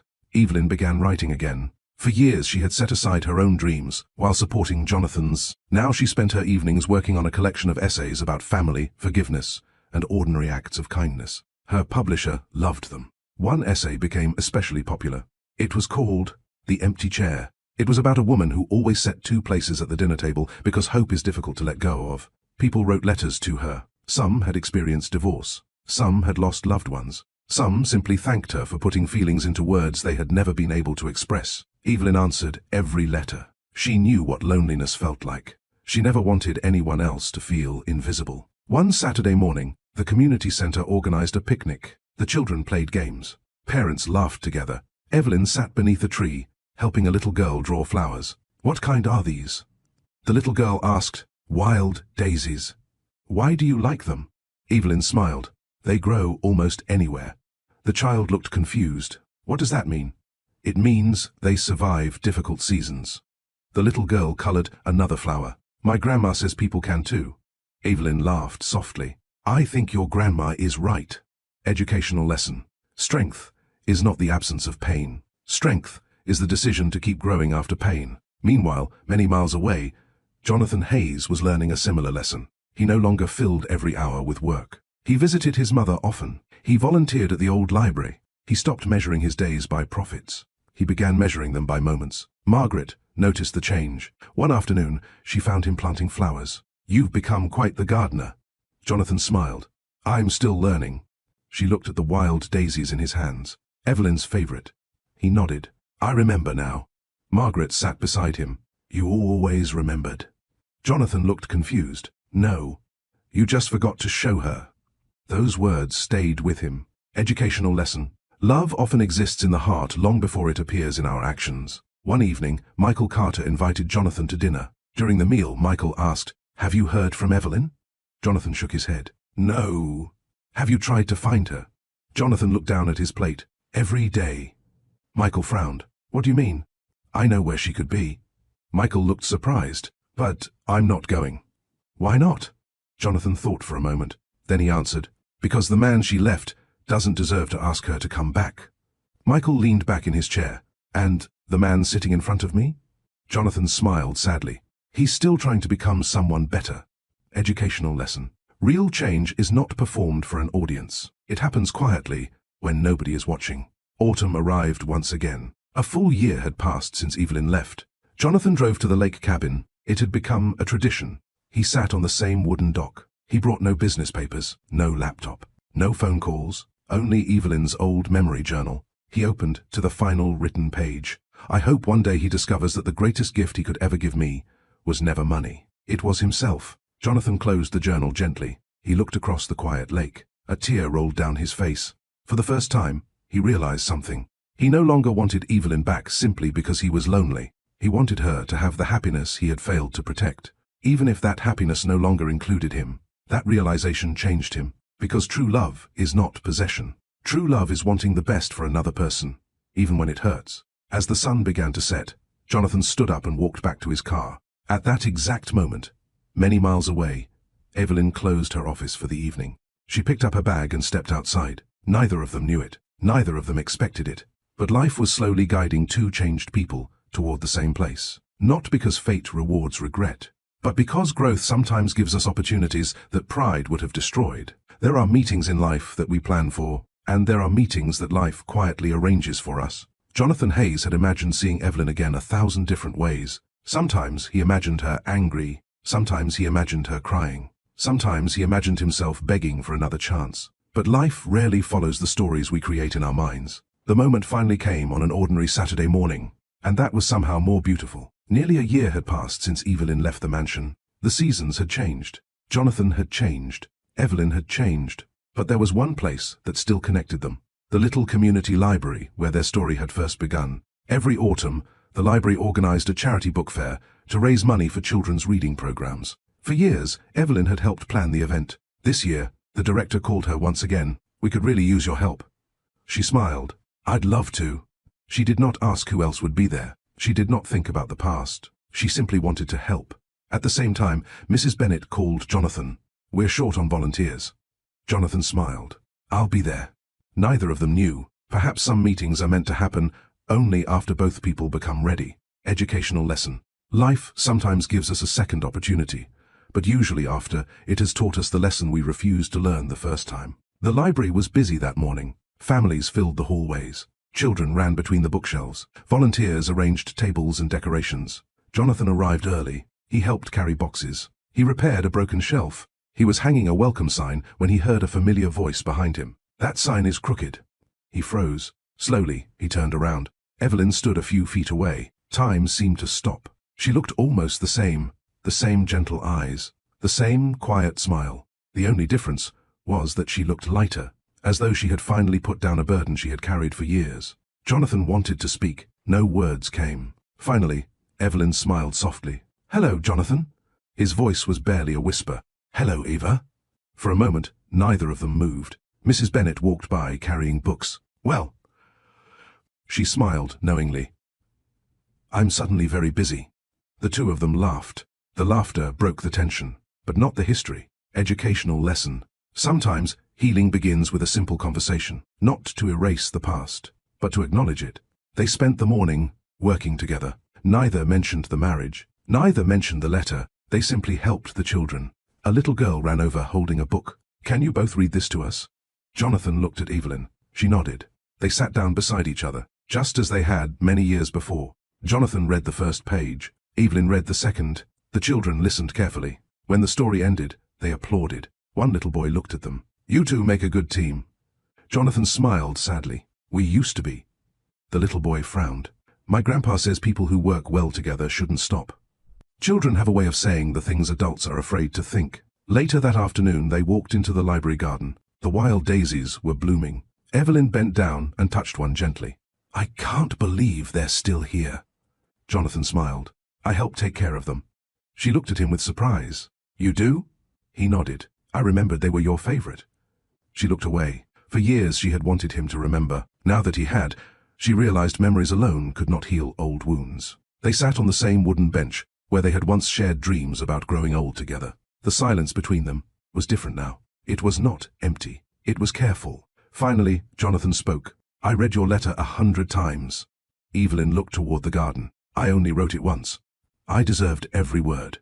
She did not argue, because some truths do not need defending. Jonathan lowered his eyes. "I spent a long time being angry with myself. And now? Now, I understand." She looked at him. "What do you understand?" He took a deep breath. "I kept trying to give you a better future." A tear rolled down Evelyn's cheek. "I know, and I forgot that our life was happening in the present." She nodded. "I know." Jonathan looked at her. "I became my father." For the first time, Evelyn reached for his hand. "No." He looked surprised. "You made the same mistakes." She squeezed his hand gently. "But you came back before it was too late to become someone else." Educational lesson. The mistakes of our parents do not have to become our destiny. We always have the power to choose differently. The afternoon slowly turned into evening. The volunteers began cleaning up.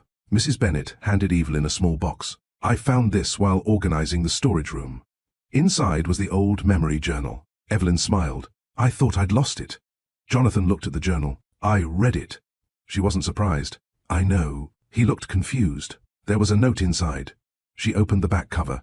A folded piece of paper slipped out. Jonathan recognized his own handwriting. Many years earlier, during the storm at the library, Evelyn had asked him to write down a beautiful memory. He had forgotten about it. She handed the note to him. It read, "Today I laughed without looking at my watch." Jonathan stared at the words. Then he laughed quietly.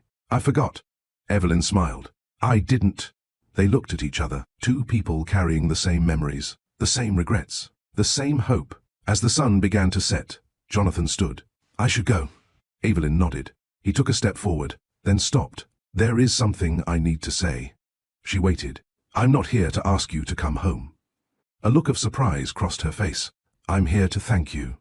For what? For loving me when I didn't know how to love myself. Tears filled Evelyn's eyes.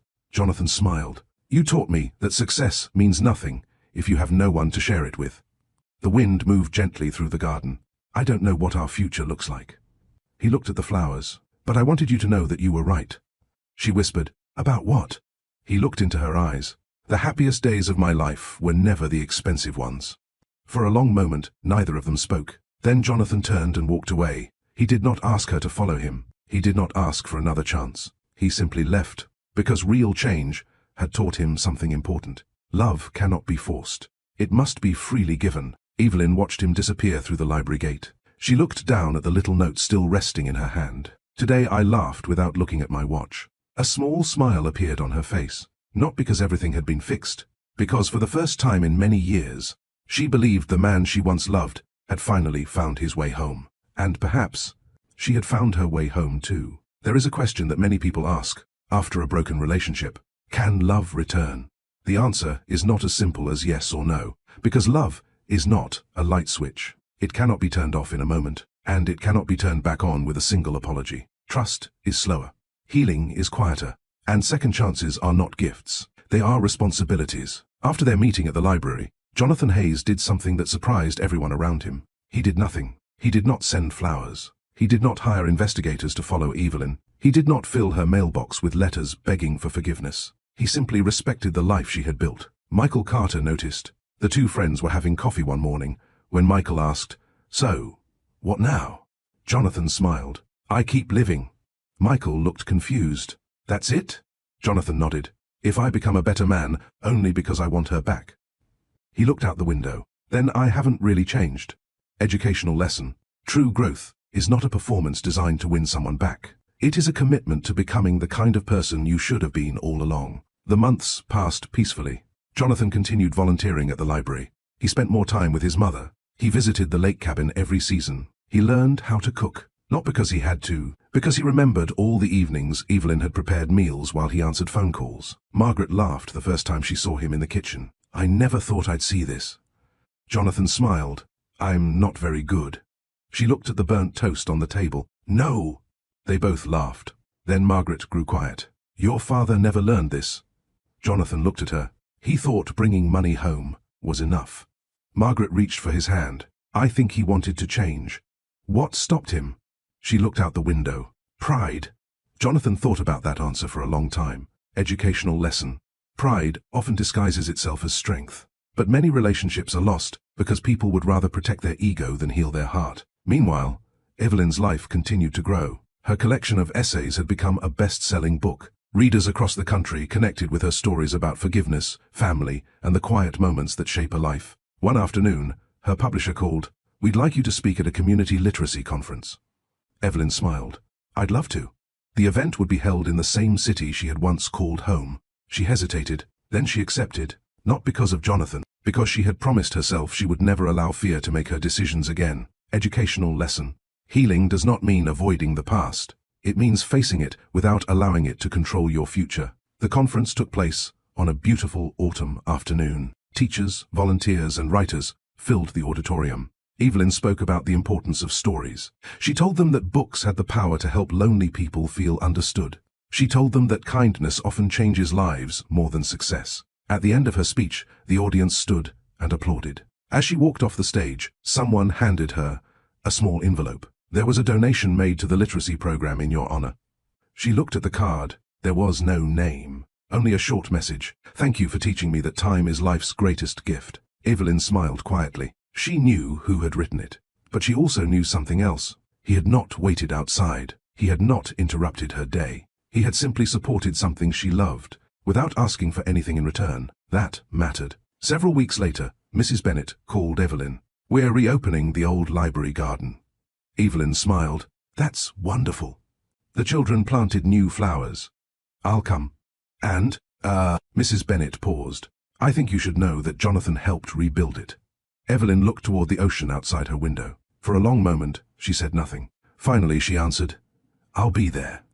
The garden looked beautiful. New benches had been added. The old wooden fence had been repaired. Wild daisies bloomed everywhere. Children laughed as they carried watering cans across the grass. Evelyn walked slowly through the garden. She stopped when she saw a small wooden sign. It had been placed beside the flowers. It read, "The most beautiful things in life grow when they are cared for every day." She touched the sign gently. Mrs. Bennet walked over. "He wrote that." Evelyn smiled. "He finally understands." Mrs. Bennet looked at her carefully. "And you?" Evelyn looked around the garden, at the children, at the flowers, at the memories. "I understand too." "What?" "That loving someone doesn't mean losing yourself." Educational lesson. Healthy love allows two whole people to walk together.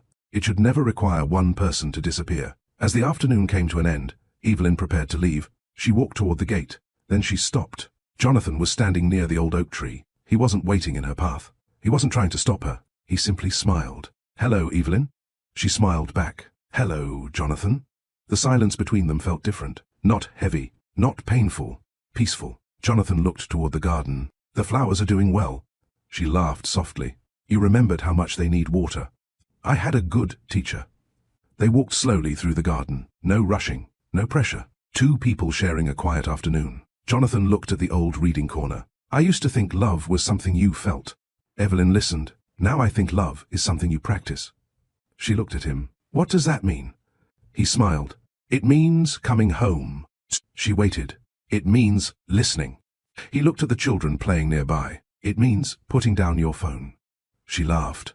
"It means remembering someone's favorite flower." He looked at the wild daisies. "I was a slow learner."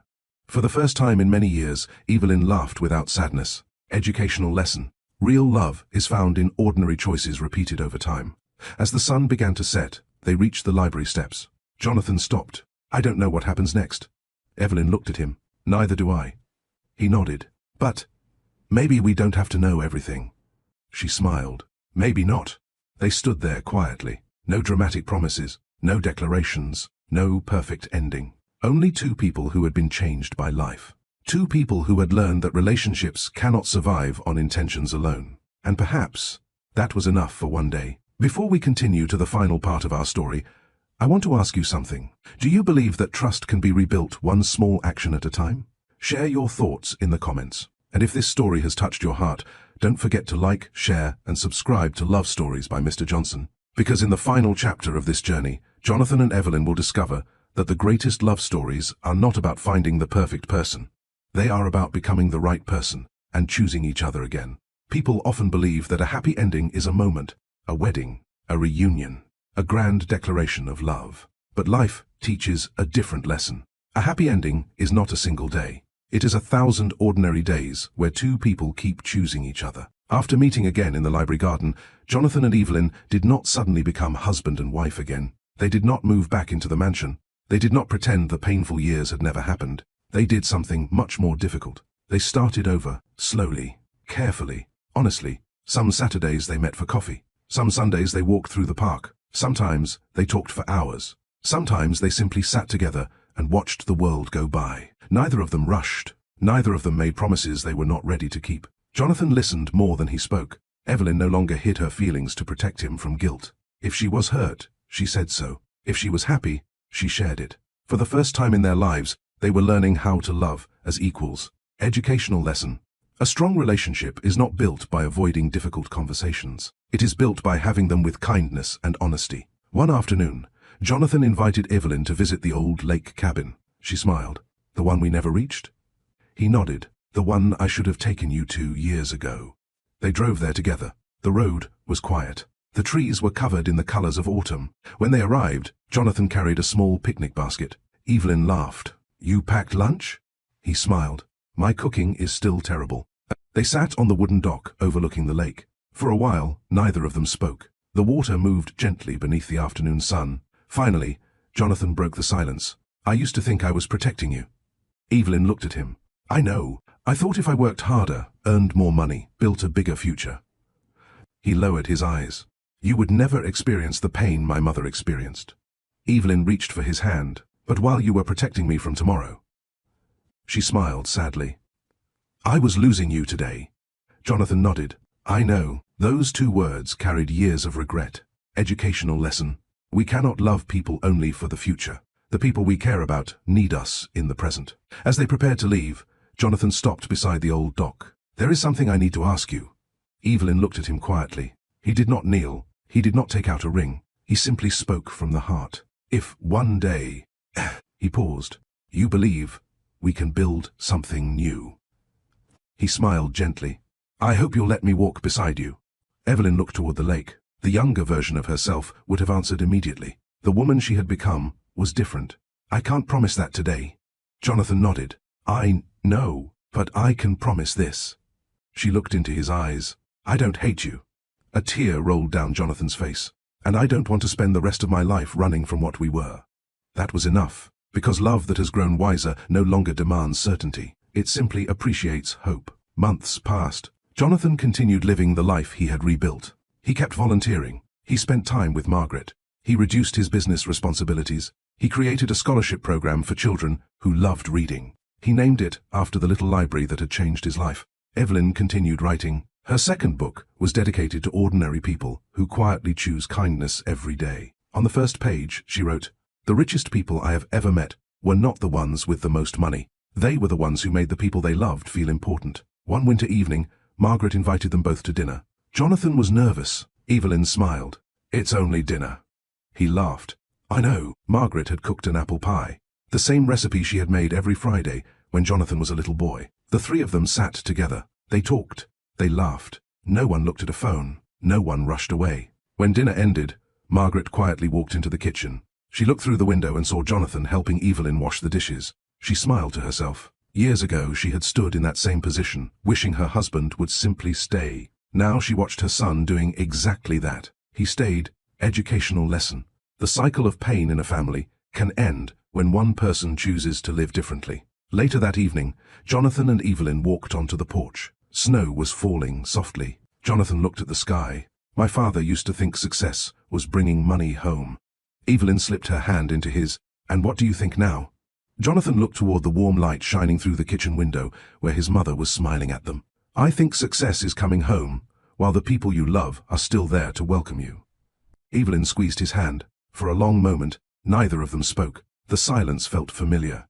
But it was no longer the silence of loneliness. It was the silence of peace. Several months later, Jonathan sold the enormous mansion. People in the business world were shocked. Reporters asked why. He gave the same answer every time. A house should never be bigger than the life you have time to live inside it. He and Evelyn never returned to that mansion. The place held too many memories. Instead, they chose something smaller. A quiet home with a front porch, a little garden, a reading room for neighborhood children. Wild daisies lined the walkway. One rainy evening, Jonathan arrived home carrying groceries. He opened the front door. Evelyn was in the kitchen making coffee. She looked up and smiled. "You're home." Jonathan smiled back. "I am." He put the groceries away. Then he walked over and stood beside her. No phone, no meetings, no distractions. Just two people sharing an ordinary moment. Evelyn handed him a dish towel. Without a word, he helped dry the cups. The rain tapped gently against the windows. Jonathan remembered another rainy night. A lonely little boy waiting on a porch. A mother washing dishes by herself. A father who never came home. He looked at Evelyn. Then he looked around the small kitchen. He realized something beautiful. The story had not ended where he expected. He had spent his whole life trying not to become his father. In the end, he did not defeat the past by becoming richer. He defeated it by becoming present. Because the greatest fortune he ever earned was the chance to stand beside the woman he loved and share an ordinary evening. And perhaps that is the lesson life tries to teach all of us. Success is temporary. Youth fades. Money comes and goes. But the memories we create with the people we love become part of the lives they carry forever. So, if someone is waiting for you, go home. If someone needs to hear that you love them, tell them today. If there is a conversation you have been postponing, have it now, because tomorrow is a promise none of us have been given. And sometimes, the difference between an empty house and a happy home is simply choosing to stay. Thank you for joining us on this journey. If this story touched your heart, tell us in the comments. What is the greatest lesson you learned from Jonathan and Evelyn's story? And if you believe that love, family, and forgiveness are worth fighting for, don't forget to like, share, and subscribe to Love Stories by Mr. Johnson. Until our next story, remember this. The richest life is not the one that owns the most. It is the one that gives the most love while there is still time. Before we say goodbye, I want you to take a quiet moment and think about someone who has stood by you through life's busy seasons. Maybe it's your husband, maybe it's your wife, maybe it's your parents, maybe it's a friend who never stopped believing in you.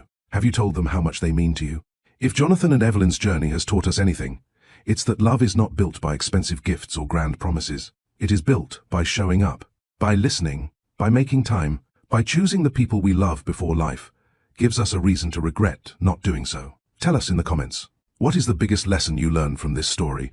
And if you had the chance, who would you go home to today? Your words might inspire someone else to make a phone call, forgive a broken relationship, or spend one more evening with the people who matter most. If this story touched your